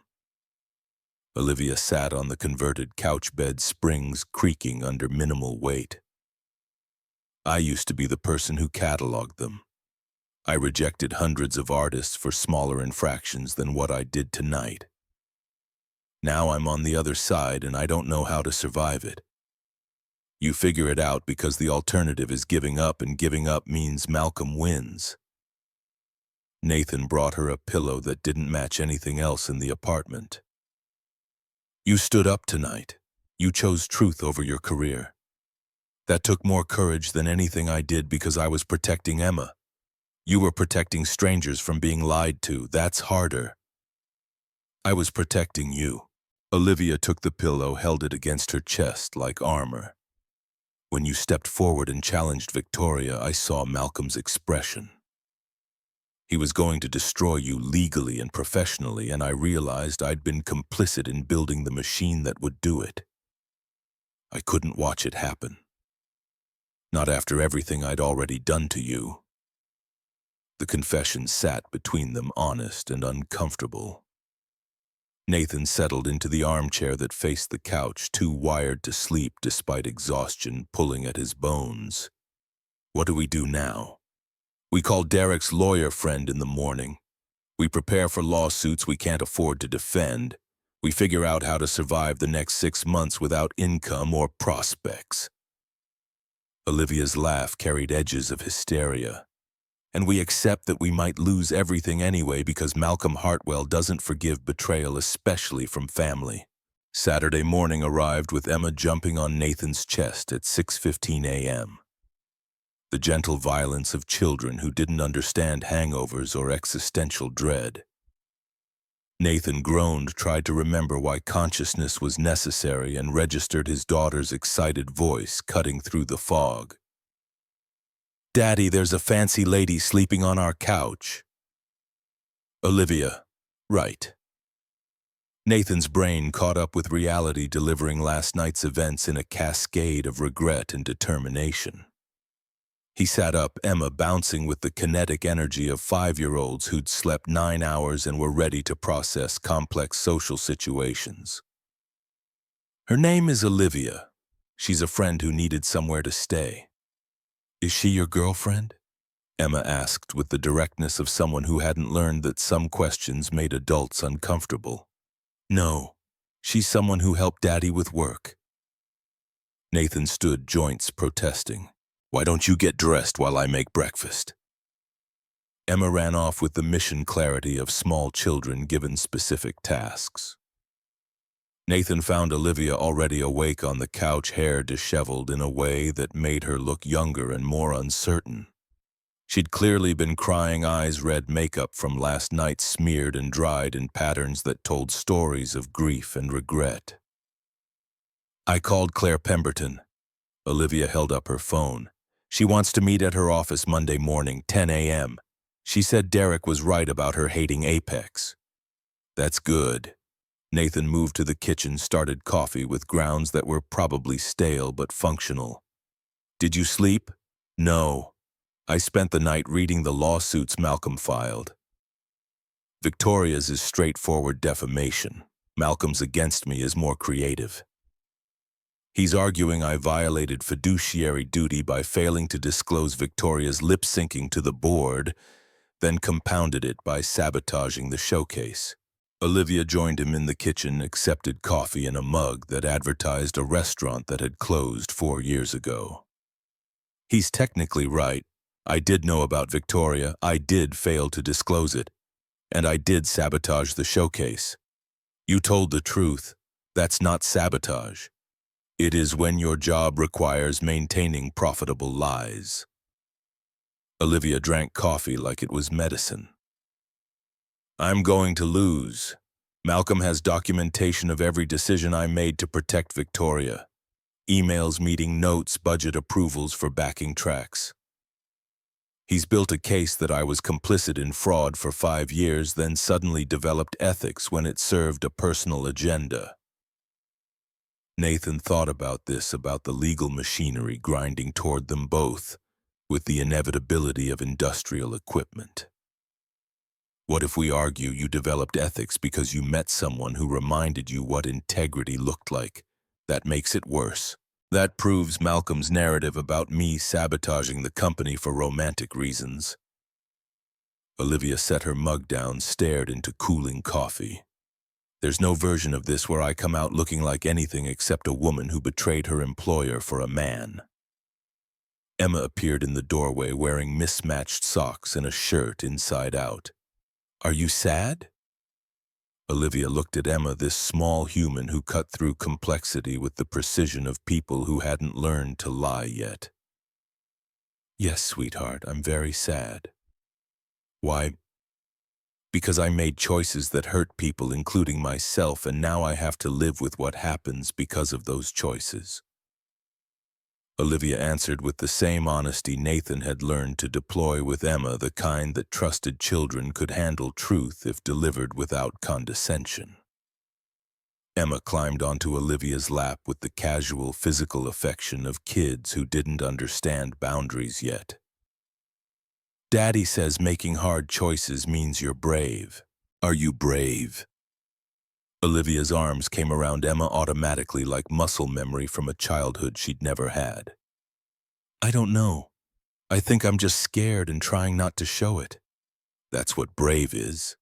Emma settled against Olivia's chest, being scared but doing it anyway. Nathan watched Olivia hold his daughter, saw something shift in her expression, not quite peace, but maybe acceptance of the fact that consequences didn't erase the value of having acted. He made breakfast while Emma asked Olivia questions about what fancy ladies ate and whether she liked cartoons and if she'd ever met a princess. Olivia answered each question with the careful attention of someone learning a language they'd never been taught. They spent Saturday in careful domesticity, Nathan catching up on laundry while Emma drew pictures and Olivia researched employment law on her phone. The apartment felt smaller with 3 people walls closing in with the weight of everything unsaid. By evening, Olivia's corporate housing had officially locked her out, confirming what Derek predicted. By Sunday morning, her Mercedes had been repossessed from Nathan's parking lot, leaving her as mobile as any other person who couldn't afford car payments. Marcus called Sunday afternoon with news that had already saturated social media. Victoria released a statement, says you fabricated the lip-syncing accusation because Apex rejected your album proposal. Says Olivia coordinated it as revenge for not getting promoted to COO. Nathan put the call on speaker. Olivia listened from the couch where she'd been reading legal documents for 6 hours straight. That's a provable lie. I never submitted an album proposal. Doesn't matter if it's provable. Matters if it's believable. Marcus's voice carried the weariness of someone who'd watched truth lose to narrative too many times. She's got publicists spinning this as conspiracy by bitter ex-employees. Victoria's the victim. You two are villains. We have Derek's testimony. We have Graham Weston. He mixed Victoria's albums. He knows about the studio singers. Olivia's legal training kicked in, cataloging assets like she was building a case instead of watching one destroy her. Graham Weston just signed a 3-album deal with Apex. He's not testifying against his new employer. Marcus paused, letting that sink in. They're buying silence, Nathan. Everyone who knows the truth is being paid or threatened into keeping quiet. Nathan looked at Olivia, saw his own despair reflected in her expression. What about the studio singer Sienna Rivers? She sang the actual notes. She signed an NDA 5 years ago. Malcolm's lawyers reminded her that violating it means forfeiting the $2,000 she was paid plus damages. She's a studio musician living project to project. She can't afford to talk. Marcus's breathing filled the line. You're alone in this, which is what Malcolm wants. Isolated targets are easier to crush. The call ended. Emma appeared from her room, sensing tension the way children always did. Are the bad people winning? Nathan pulled her onto his lap. Right now, yes. But that doesn't mean they'll keep winning. What makes them stop? Truth. Eventually, truth gets loud enough that lies can't cover it anymore. Nathan hoped he was right. Hoped the words weren't just comfort for a 5-year-old who deserved better than watching her father lose everything for the second time. Monday morning brought Claire Pemberton, who turned out to be exactly what Nathan needed and nothing like what he'd expected. Mid-40s, black, wearing a suit from Target and carrying a briefcase held together with duct tape, she commanded the cramped legal aid office like it was Supreme Court chambers. She listened to their story for 90 minutes without interrupting, took notes in handwriting so terrible Nathan couldn't imagine anyone else reading it. When they finished, Claire leaned back in a chair that squeaked protest. Malcolm Hartwell is a vindictive bastard with unlimited legal resources and a pathological need to win. You two are unemployed with negative net worth and truth as your only asset. This is going to be brutal. Can we win? Olivia asked. Depends how you define winning. Financially, no. Malcolm will bury you in legal fees until you're forced to settle. Personally, maybe. If we can prove Victoria's fraud publicly enough that defending it becomes more expensive than letting you go. Claire pulled out a legal pad, started sketching strategy. We need evidence. Real evidence. Not just testimony from two people Malcolm's already painted as conspirators. Derek Sawyer recorded everything. Every session, every backing track deployment. Nathan remembered seeing Derek's meticulous documentation, the way he'd cataloged Victoria's fraud like an anthropologist studying a culture of deception. Will he testify? He still works for Apex. He can't afford to lose his job. Nathan felt the weight of that truth. Derek had a sister with MS, medical bills that required steady income. The same trap that had caught Nathan. Claire made notes. We need someone credible. Someone without financial ties to either side. Someone the industry respects who can confirm Victoria's fraud independently. She looked up. Do you know Dr. Alan Foster? He's a vocal acoustics professor at Berklee College of Music. Used to consult for recording studios analyzing voice prints for copyright disputes. Olivia sat forward. I've heard of him. He testified in the Milli Vanilli lawsuit. Proved they never sang their own vocals. Exactly. If we can get him to analyze Victoria's live performances versus studio recordings, prove the frequency signatures don't match, that's evidence Malcolm can't buy or intimidate. Claire's pen moved faster. But it's expensive. Forensic audio analysis runs $20,000 for a full workup. Nathan's chest tightened. I have negative $85,000. I can't afford $20,000 for expert testimony. I can. Everyone turned to Olivia. She straightened, decision solidifying across her features. I have a trust fund from my mother. Malcolm set it up when she died. He can't touch it. It's in my name, administered by an independent trustee. It's got $200,000. I'll use it to pay for Dr. Foster. Olivia, that's your safety net. If this fails, Nathan started. If this fails, we lose anyway. If we don't try, we've already lost. Olivia's voice carried the steel Nathan had heard in Apex meetings, the executive authority that had made her formidable before she'd sacrificed everything for honesty. Malcolm taught me that money is a tool, time to use it like one. Claire scheduled Dr.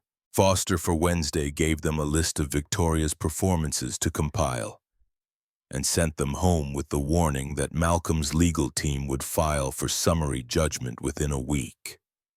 They had days to build a defense that could survive the initial assault.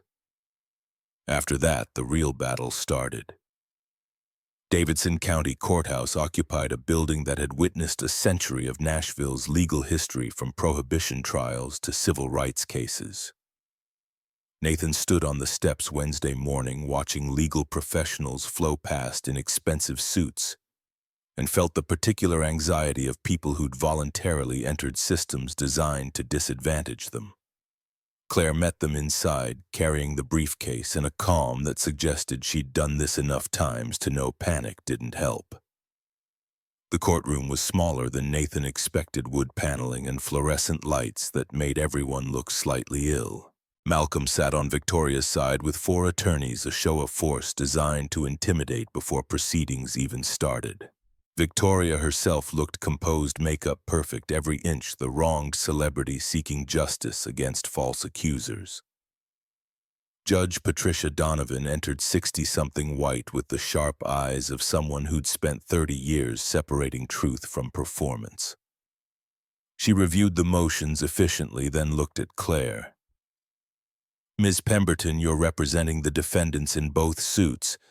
"Yes, Your Honor. Mr. Cross and Ms. Hartwell are jointly defending against what we believe are retaliatory lawsuits designed to silence truthful speech about consumer fraud." Claire's voice carried courtroom formality that made her target suit irrelevant.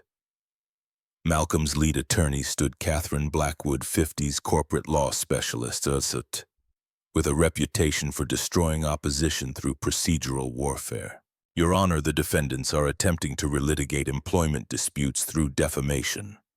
Ms. Sterling's reputation has been materially damaged by their coordinated campaign of lies." "That's a characterization, not evidence." Judge Donovan made a note. "Ms. Pemberton, do you have evidence supporting your fraud allegations?" "We do, Your Honor. We've retained Dr. Alan Foster as expert witness. He's prepared forensic analysis of Ms. Sterling's vocal performances." Claire gestured and Dr. Foster stood mid-50s academic cardigan, the professorial bearing of someone more comfortable with research than testimony. Catherine objected immediately. "Your Honor, this is a preliminary hearing, not a trial. Expert testimony is premature." "Expert testimony on a core factual dispute is exactly what preliminary hearings require." Judge Donovan looked at Dr. Foster. "Doctor, you're under oath. What did your analysis reveal to Dr.?" Foster approached the witness stand with the careful precision of someone used to explaining complex topics to lay people. "I conducted spectral analysis of 47 Victoria Sterling performances between 2017 and present, comparing live concert footage to studio album recordings, specifically analyzing the C6 note in her signature song, Higher Ground."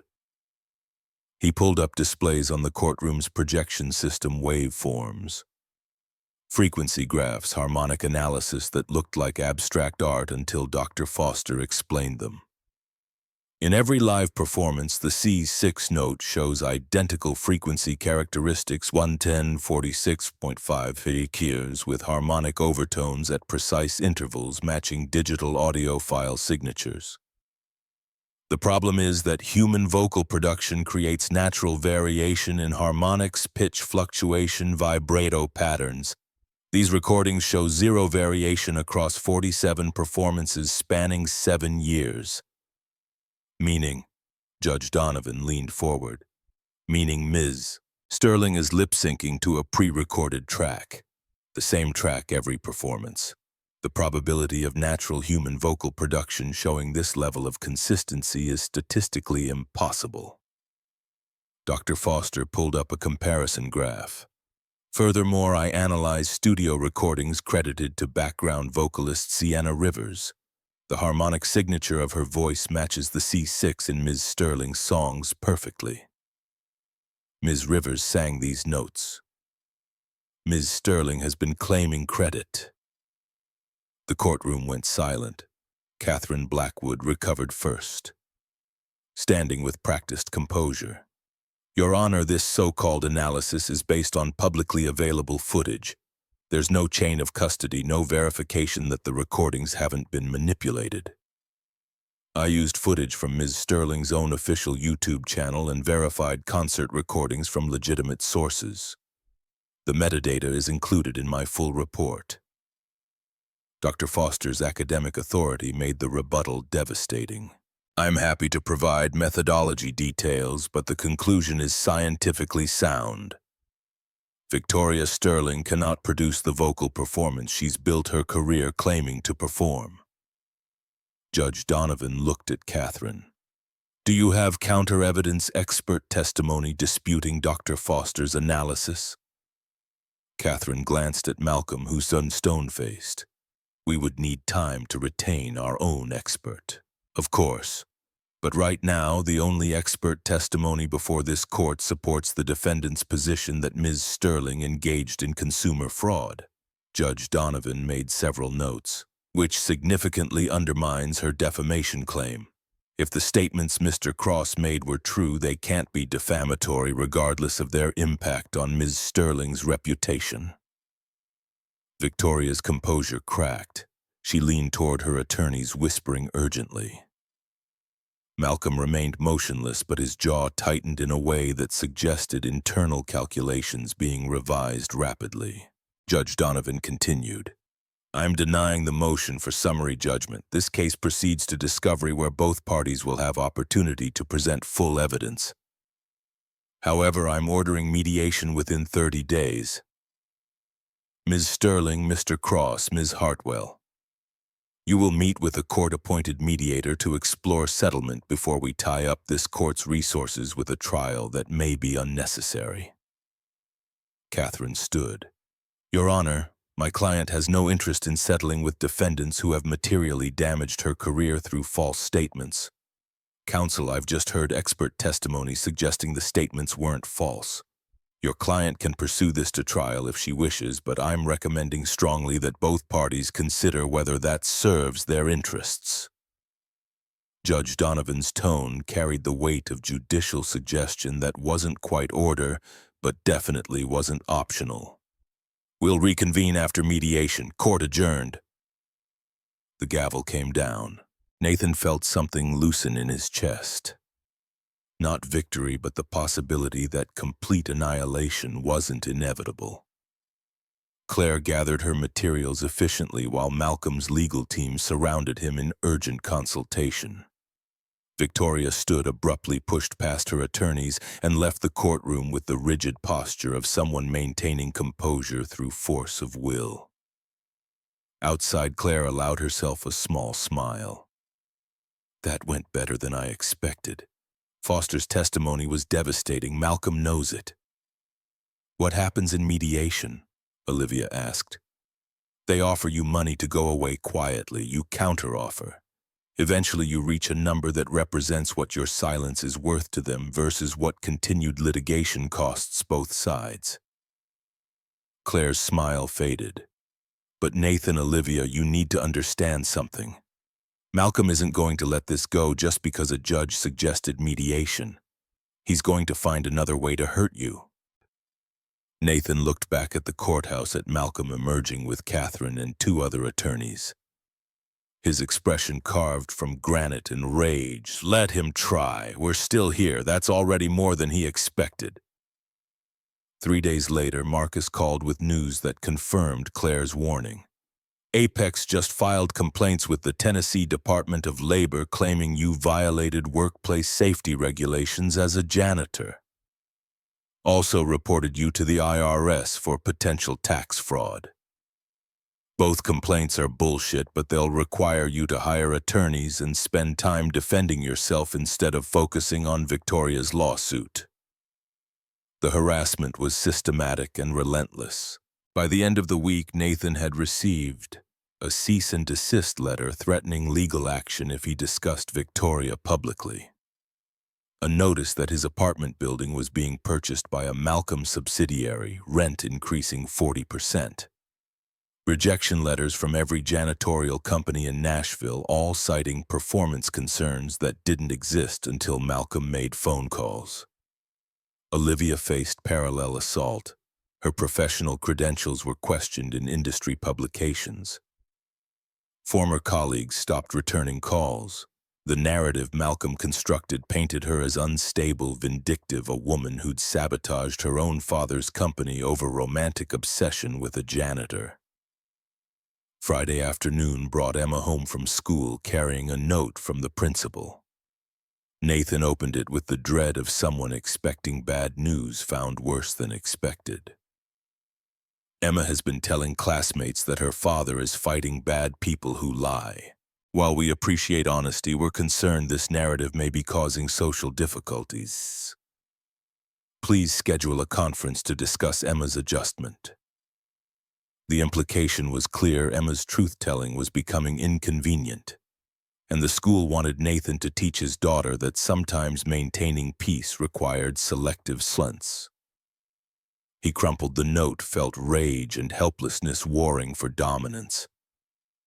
Olivia found him sitting on the apartment stairs, head in hands, looking like a man who'd reached the limit of what one person could endure. She sat beside him without speaking presence, serving as answer to questions Nathan didn't know how to ask. "I can't protect her from this." Nathan's voice came out broken. "Emma's getting punished at school because I told the truth. The whole point of fighting Malcolm was to teach her that integrity matters. But she's suffering for it, and I don't know how to explain that standing up for what's right sometimes makes things worse before they get better." "You explain it by not giving up." Olivia's hand found his fingers interlacing with the natural ease of people who'd spent 2 weeks navigating crisis together. "Emma's watching you fight even when fighting costs everything. That's a more powerful lesson than any words you could give her. What if we lose? What if Malcolm grinds us into nothing and Emma learns that truth doesn't actually matter, that power always wins?" Nathan looked at Olivia, this woman who'd sacrificed her career to stand beside him, who'd spent her trust fund on expert testimony, who'd chosen integrity over every comfortable lie that Malcolm had taught her to embrace. "Then we lose knowing we tried. And Emma grows up understanding that some things are worth fighting for even when you know you might not win." Olivia squeezed his hand. "My mother died when I was 12. Before she went, she told me something I didn't understand until last week. She said the cost of living honestly is sometimes living uncomfortably, but the cost of living dishonestly is forgetting who you are. I spent 26 years choosing comfort. These last 2 weeks broke unemployed, watching Malcolm try to destroy us. I've felt more like myself than I ever did in that 25th floor office." Nathan studied her face, saw truth in the lines around her eyes, in the absence of the professional mask she'd worn like armor. "When this is over, if we survive it, what do you want to do?" "I want to help people like us. Artists who get trapped in contracts they don't understand. Musicians who get pressured into fraud because the alternative is poverty. I want to be the person who stands between Malcolm Hartwell and the next desperate single parent who walks into his office." Olivia's voice carried steel. "I want to burn down every system I helped build." The declaration hung between them, radical and necessary. Nathan pulled her closer, felt her lean into the contact with the relief of someone who'd been holding herself rigid for too long. They sat on the stairs while Nashville traffic hummed beyond the building's broken gate. Two people who'd lost everything except the conviction that losing had been worth it. Saturday brought unexpected allies. Derek showed up at the apartment with a laptop and a flash drive, looking nervous in a way that suggested he'd spent considerable time debating this decision. "I copied everything.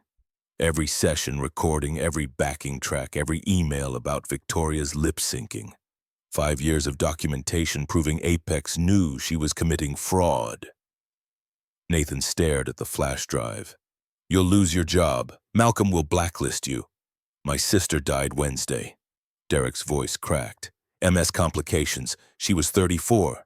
I spent 5 years enabling Victoria's lies so I could pay Rachel's medical bills, and she died anyway. So I'm done pretending money matters more than truth." He pushed the flash drive into Nathan's hand. "Use it. Make sure Malcolm can't bury this." Olivia pulled Derek into a hug that the engineer accepted with the awkward gratitude of someone unused to physical comfort. "I'm so sorry about Rachel, and I'm sorry I created the environment that made you choose between ethics and survival. You were doing your job, I was doing mine. We both made choices we regret." Derek stepped back, wiped his eyes. "But we can make different choices now. That's something." Monday's mediation session occurred in a conference room designed to promote settlement through sheer uncomfortable blandness. Beige walls, fluorescent lights. A table that could seat 12 but currently held Nathan, Olivia, Claire, Victoria, Catherine, and a mediator named Richard Sterling who shared Victoria's last name through unfortunate coincidence rather than relation. Malcolm hadn't attended sending proxies to negotiate while maintaining plausible deniability. Richard opened with practiced neutrality. We're here to explore whether the parties can reach mutually acceptable resolution without continued litigation. Ms. Sterling, would you like to present your position? Catherine spoke for Victoria, who sat rigid as carved marble. My client has suffered significant reputational and financial harm due to defendants' false statements. The Vegas residency deal collapsed immediately following their unfounded accusations. Ms. Sterling has lost approximately $15 million in guaranteed income. We're prepared to settle for $7 million plus public apologies and permanent non-disclosure agreements. Claire didn't blink. My clients made truthful statements about consumer fraud. We have expert testimony, documentation, and recorded evidence proving Ms. Sterling engaged in systematic deception of paying audiences. We're not settling. We're prepared to countersue for malicious prosecution and abuse of process. Catherine's expression tightened. Countersue with what resources? Your clients are unemployed. Mr. Cross is facing eviction. Ms. Hartwell's career is destroyed. You can't afford to pursue litigation against Apex's legal team. We can afford truth. That's more than your client has. Claire pulled out Derek's flash drive, set it on the table like a grenade. We have 5 years of internal Apex Records communications discussing Victoria Sterling's lip-syncing. Emails from Malcolm Hartwell himself authorizing payment to studio singers while maintaining public fiction of Victoria's vocal capability. If this goes to trial, it becomes public record. Every news outlet will cover it. Victoria's fraud becomes undeniable fact, and Malcolm becomes complicit in consumer deception on a scale that invites regulatory investigation. Victoria's composure finally shattered. That's blackmail. No, that's evidence. There's a difference. Olivia's voice carried the cold precision she'd used in Apex meetings. Executive authority wielded now for destruction instead of construction. You can settle with us, drop all lawsuits, release us from confidentiality agreements, allow us to speak publicly about what we witnessed, or we release everything to media outlets and regulatory bodies simultaneously. Your career ends either way. Question is whether you choose controlled demolition or explosive collapse. Richard intervened. Let's take a 10-minute break. Allow both parties to consult privately. Victoria and Catherine left. Nathan, Olivia, and Claire remained processing what had just occurred. Olivia's hands shook slightly, adrenaline burn-off from deploying Malcolm's own tactics against his chosen successor. That was either brilliant strategy or career-ending stupidity. Little of both. Claire's smile carried sharp edges. But you backed her into a corner. Victoria can't win this anymore. Best she can do is minimize damage. Catherine returned alone 15 minutes later. Ms. Sterling is prepared to drop all legal actions against both defendants. In exchange, you agree to never publicly discuss her vocal performances or your employment at Apex Records. All evidence remains sealed. Both parties release all claims. No. Nathan spoke before Claire could respond. We're not signing non-disclosure agreements. The whole point of fighting this was so truth could be public. We're not trading legal victory for enforced silence. Catherine's expression suggested she'd expected this. Then we proceed to trial. Discovery depositions, months of litigation that costs you everything while Malcolm's legal team operates with unlimited resources. You'll win eventually. Dr. Foster's testimony is damning, but you'll be destroyed financially by the time judgment comes. Maybe. Nathan looked at Olivia, saw his own determination reflected. Or maybe we find another way. They left mediation without settling, walked into Nashville sunshine that felt too bright for the darkness they'd just navigated. Claire headed back to her office with promises to file countersuit motions by Friday. Nathan and Olivia stood on the courthouse steps watching the city move around them with the oblivious energy of people whose lives weren't actively imploding. "I have an idea." Olivia pulled out her phone. "It's risky and probably won't work, but it's better than waiting for Malcolm to grind us down through legal attrition." "What kind of idea?" "The kind that requires a stage, an audience, and a willingness to burn every bridge we haven't already destroyed." Olivia started typing rapidly. "Marcus works at the Ryman. Think he can get us access for an unsanctioned performance?" Understanding bloomed in Nathan's mind, possibility mixing with terror. "You want to hold a concert, force the truth public through music instead of courtrooms." "Malcolm can bury legal filings. He can pressure journalists to kill stories. He can't stop 200 people with phones recording live performance that exposes everything." Olivia's eyes held the particular light of people committing to catastrophically risky plans. "We make this so public he can't contain it. We turn Victoria's fraud into a cultural moment instead of a legal dispute. We force people to choose between believing us or believing the industry that's been lying to them for years." Nathan thought about Emma asking if the bad people were winning about Derek losing his sister, while enabling fraud about every compromise that had led to this moment. When Saturday night, 1 week, gives us time to promote it, build audience, make sure enough people show up that Malcolm can't dismiss it as desperate theater. Olivia kept typing. "I'm reaching out to every artist I ever signed at Apex. Everyone who knows Victoria's secret, everyone who's been silenced by NDAs and fear of industry retaliation. If even half of them show up, we'll have witnesses Malcolm can't intimidate." The plan was audacious and probably doomed. It was also the only move they had left that didn't involve surrendering to Malcolm's superior resources. Nathan pulled out his own phone, texted Marcus. "Need a favor. Big one. Call me." Marcus called within minutes. Nathan explained the plan, heard silence that stretched long enough to suggest Marcus was calculating odds and finding them terrible. "The Ryman's booked Saturday, corporate event, but it ends at 7. I can maybe keep the building open after, tell management there's cleaning that needs extra time. Gives you maybe 2 hours before security realizes something's wrong." 2 hours is enough. Nathan looked at Olivia, saw her nodding. "Can you spread the word? Community networks, working musicians, anyone who's tired of watching labels control narratives." "I can try. Can't promise anyone shows up, but I can try." Marcus paused.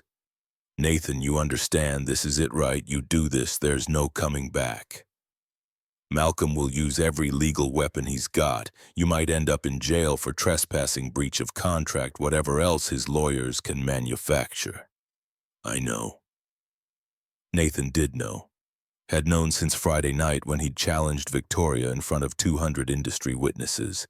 Every choice since then had been progression toward this moment, toward putting truth in front of enough people that silence became impossible. But Emma's watching. And I'd rather she see her father lose everything fighting for something real than win by staying quiet about fraud. The phone call ended. Nathan and Olivia stood in courthouse shadow, having just committed to a plan that would either change everything or complete their destruction. There was no middle ground anymore. No compromise that didn't require betraying the principles they'd already paid for with their careers. "You know this is insane." Olivia's voice carried less doubt than Nathan expected. "We're risking jail time to expose a lip-syncing pop star.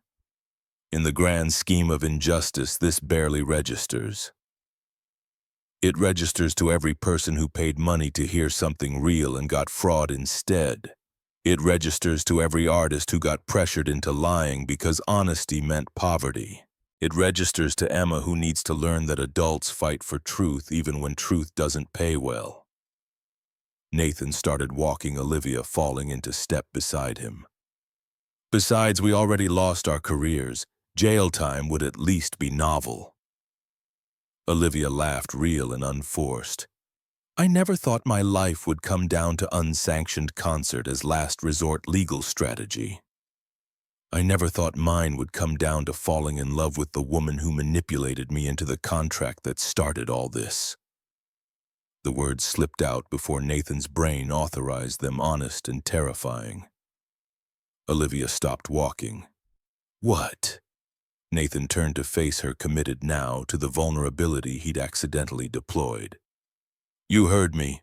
Somewhere between you using my daughter's medical crisis as leverage and you sacrificing your career to stand beside me, I stopped seeing you as the enemy and started seeing you as the person I didn't know I needed. I'm in love with you, Olivia Hartwell. It's terrible timing and probably mutual destruction packed more than romance, but it's true.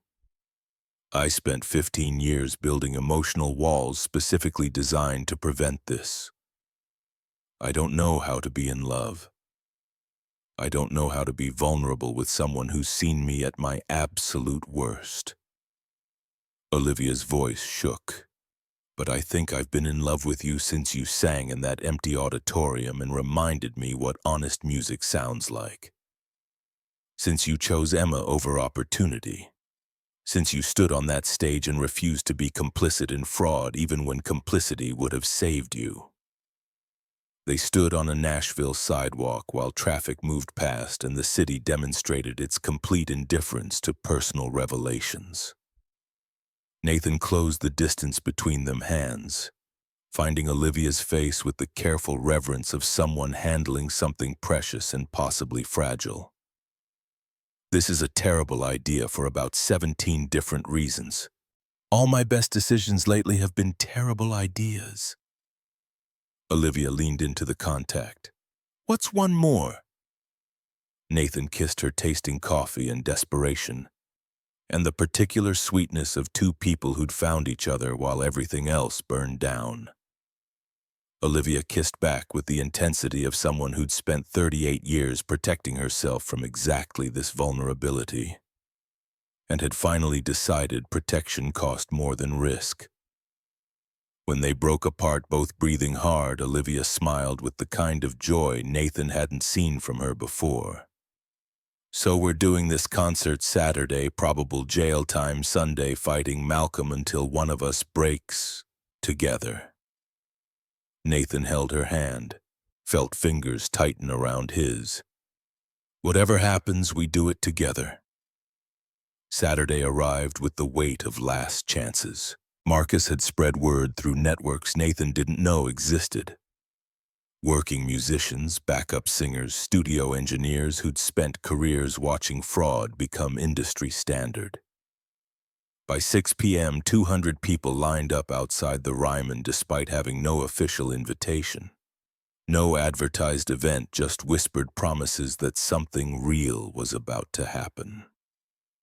Nathan stood backstage with Olivia and Emma, who'd insisted on attending despite Nathan's attempts to keep her away from potential legal consequences.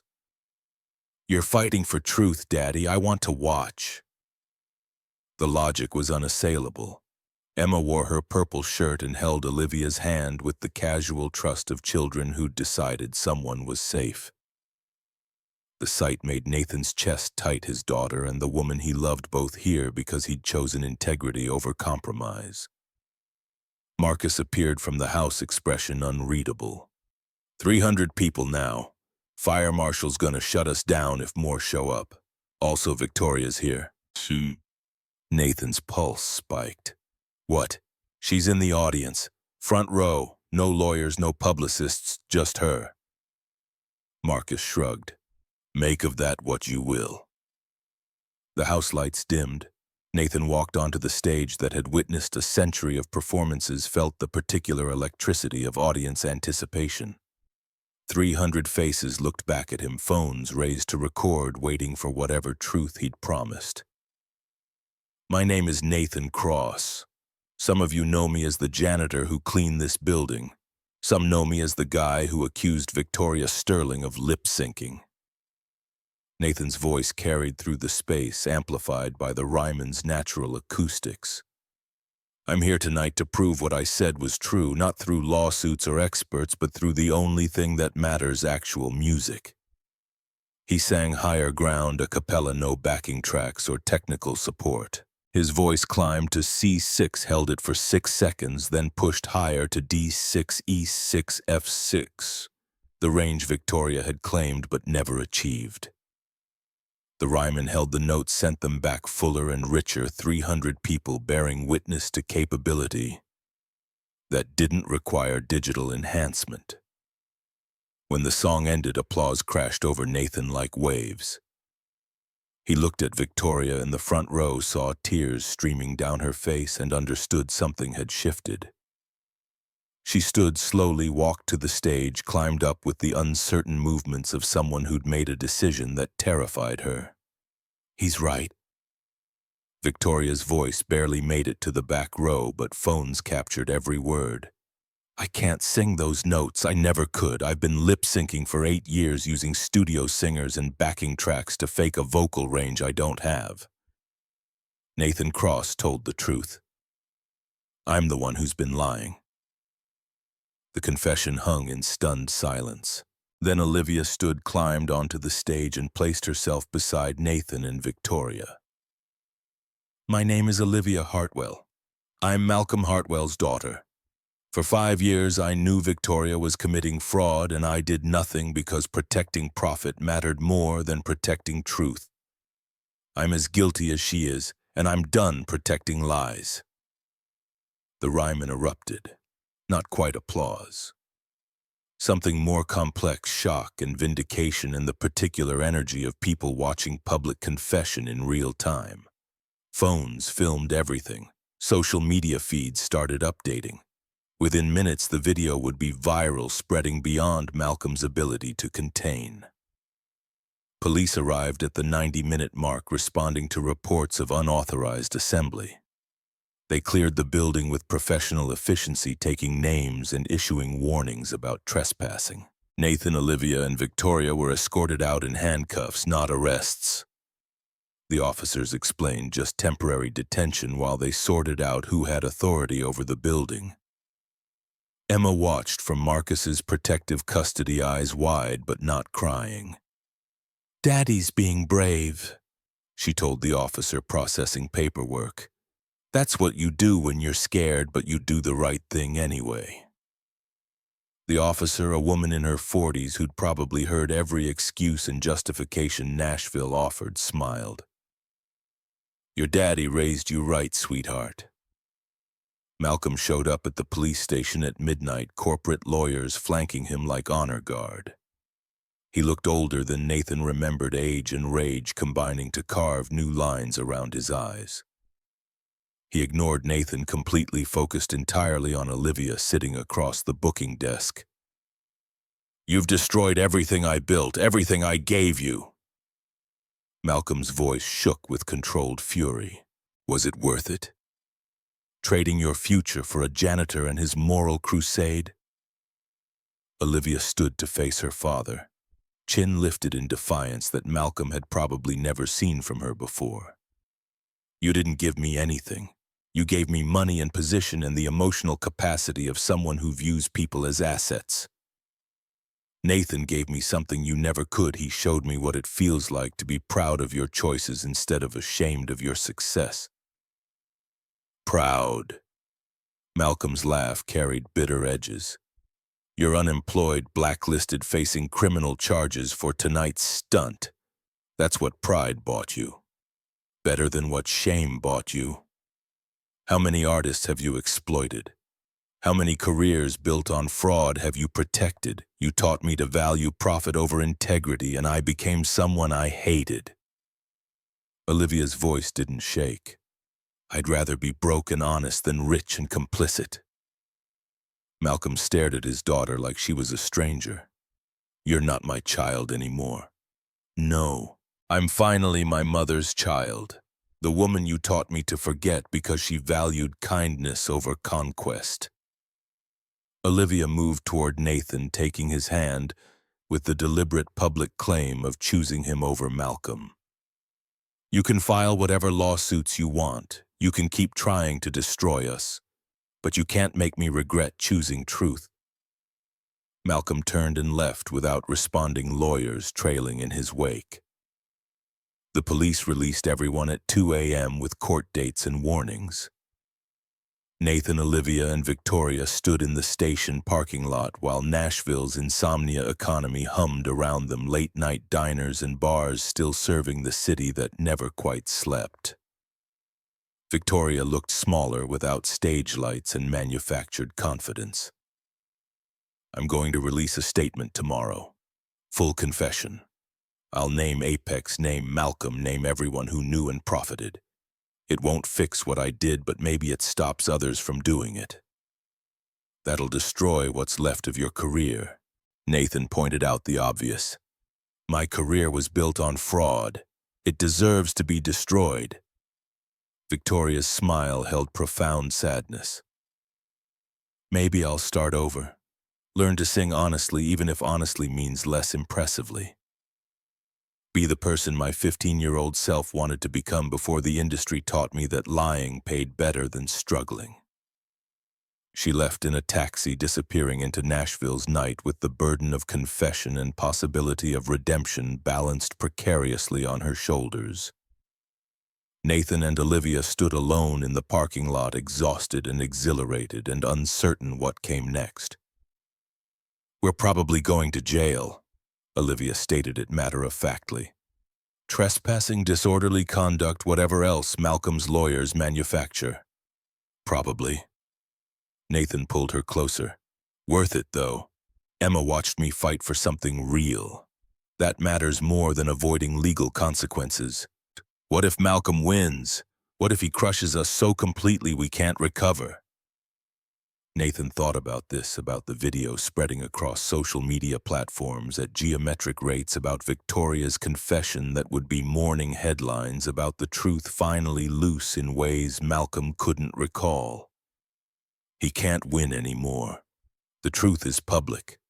Victoria admitted everything. Even if Malcolm destroys us personally, he can't bury what we exposed. That's victory enough. Olivia leaned into him, resting her head against his chest where his heart beat steady and certain. I love you. I know I said it before, but I need to say it again. I love you, Nathan Cross, you and your impossible principles and your beautiful daughter and your willingness to lose everything for something that matters. I love you too. Nathan kissed the top of her head. Let's go home. Emma's with Marcus, and tomorrow we figure out how to survive whatever Malcolm throws at us next.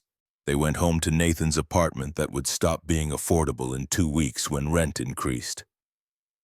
Picked up Emma from Marcus's place, listened to her excited recounting of watching Daddy and Olivia be brave. Put her to bed in the purple shirt she refused to take off. Sat together on the couch bed that had become Olivia's permanent residence, and tried to imagine what futures looked like for people who'd chosen truth over security.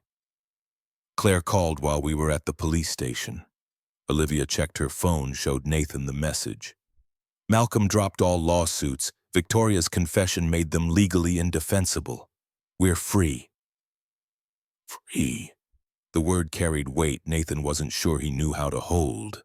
Free from legal threat, but also free from income prospects, clear paths forward. He'd chosen truth and won, and victory felt like standing in wreckage, wondering what to build next. Monday brought unexpected offer. Denise Monroe, the R&B legend who'd attended Victoria's showcase, called with a proposal that sounded like fantasy, except she was serious. I'm starting an independent label. Heart Song Records. Artist-owned, artist-controlled, focused on musicians who value integrity over profit. I want you as my first signing, Nathan. You and Olivia as A&R consultant. Build something better than what Apex represented. Nathan looked at Olivia, saw hope blooming across her face. What kind of contract? The kind that treats you like human beings instead of assets. Flexible schedule because Emma comes first, full creative control, fair revenue split, and a clause that says if we ever pressure you into fraud, you can walk without penalty and keep all rights to your music. Denise's voice carried sincerity Nathan had learned to recognize. What do you say? Nathan said yes. Olivia said yes. They built something new from the ashes of what Malcolm had burned. It wasn't easy. First year barely broke even. Second year struggled toward profitability. But they built it honestly, signing artists who'd been chewed up by major labels, creating space for musicians who valued truth over marketability. 18 months later, Nathan stood backstage at the Ryman again, this time for a sanctioned performance ticket sold honestly with full disclosure of who sang what. Emma sat in the front row next to Marcus, who'd retired from janitorial work to become Heart Song's facilities manager. Olivia stood in the wings wearing an engagement ring Nathan had saved 6 months to afford, simple gold band that cost less than Victoria's stage makeup had but meant more than any manufactured luxury. The concert sold out in 4 hours. 800 people filling the Ryman to hear Nathan perform his debut album, Silent No More. Songs co-written with Olivia about losing everything and finding something better, about choosing family over ambition, about the cost of integrity and why paying it mattered anyway. Before the final song, Nathan pulled Emma onto stage. She'd turned 7 that month, surgical scar, completely healed, heart beating strong and steady. They sang You Are My Sunshine together, their voices blending in harmonies that spoke to 3 years of surviving impossibility through mutual support. When the song ended, Nathan addressed the audience one final time. 3 years ago, I was cleaning this stage at midnight singing when I thought nobody listened. Olivia Hartwell heard me and changed my life. She manipulated me into a contract I didn't want, then sacrificed her career to stand beside me when I chose truth over that contract. We lost everything: careers, money, security. But we found each other.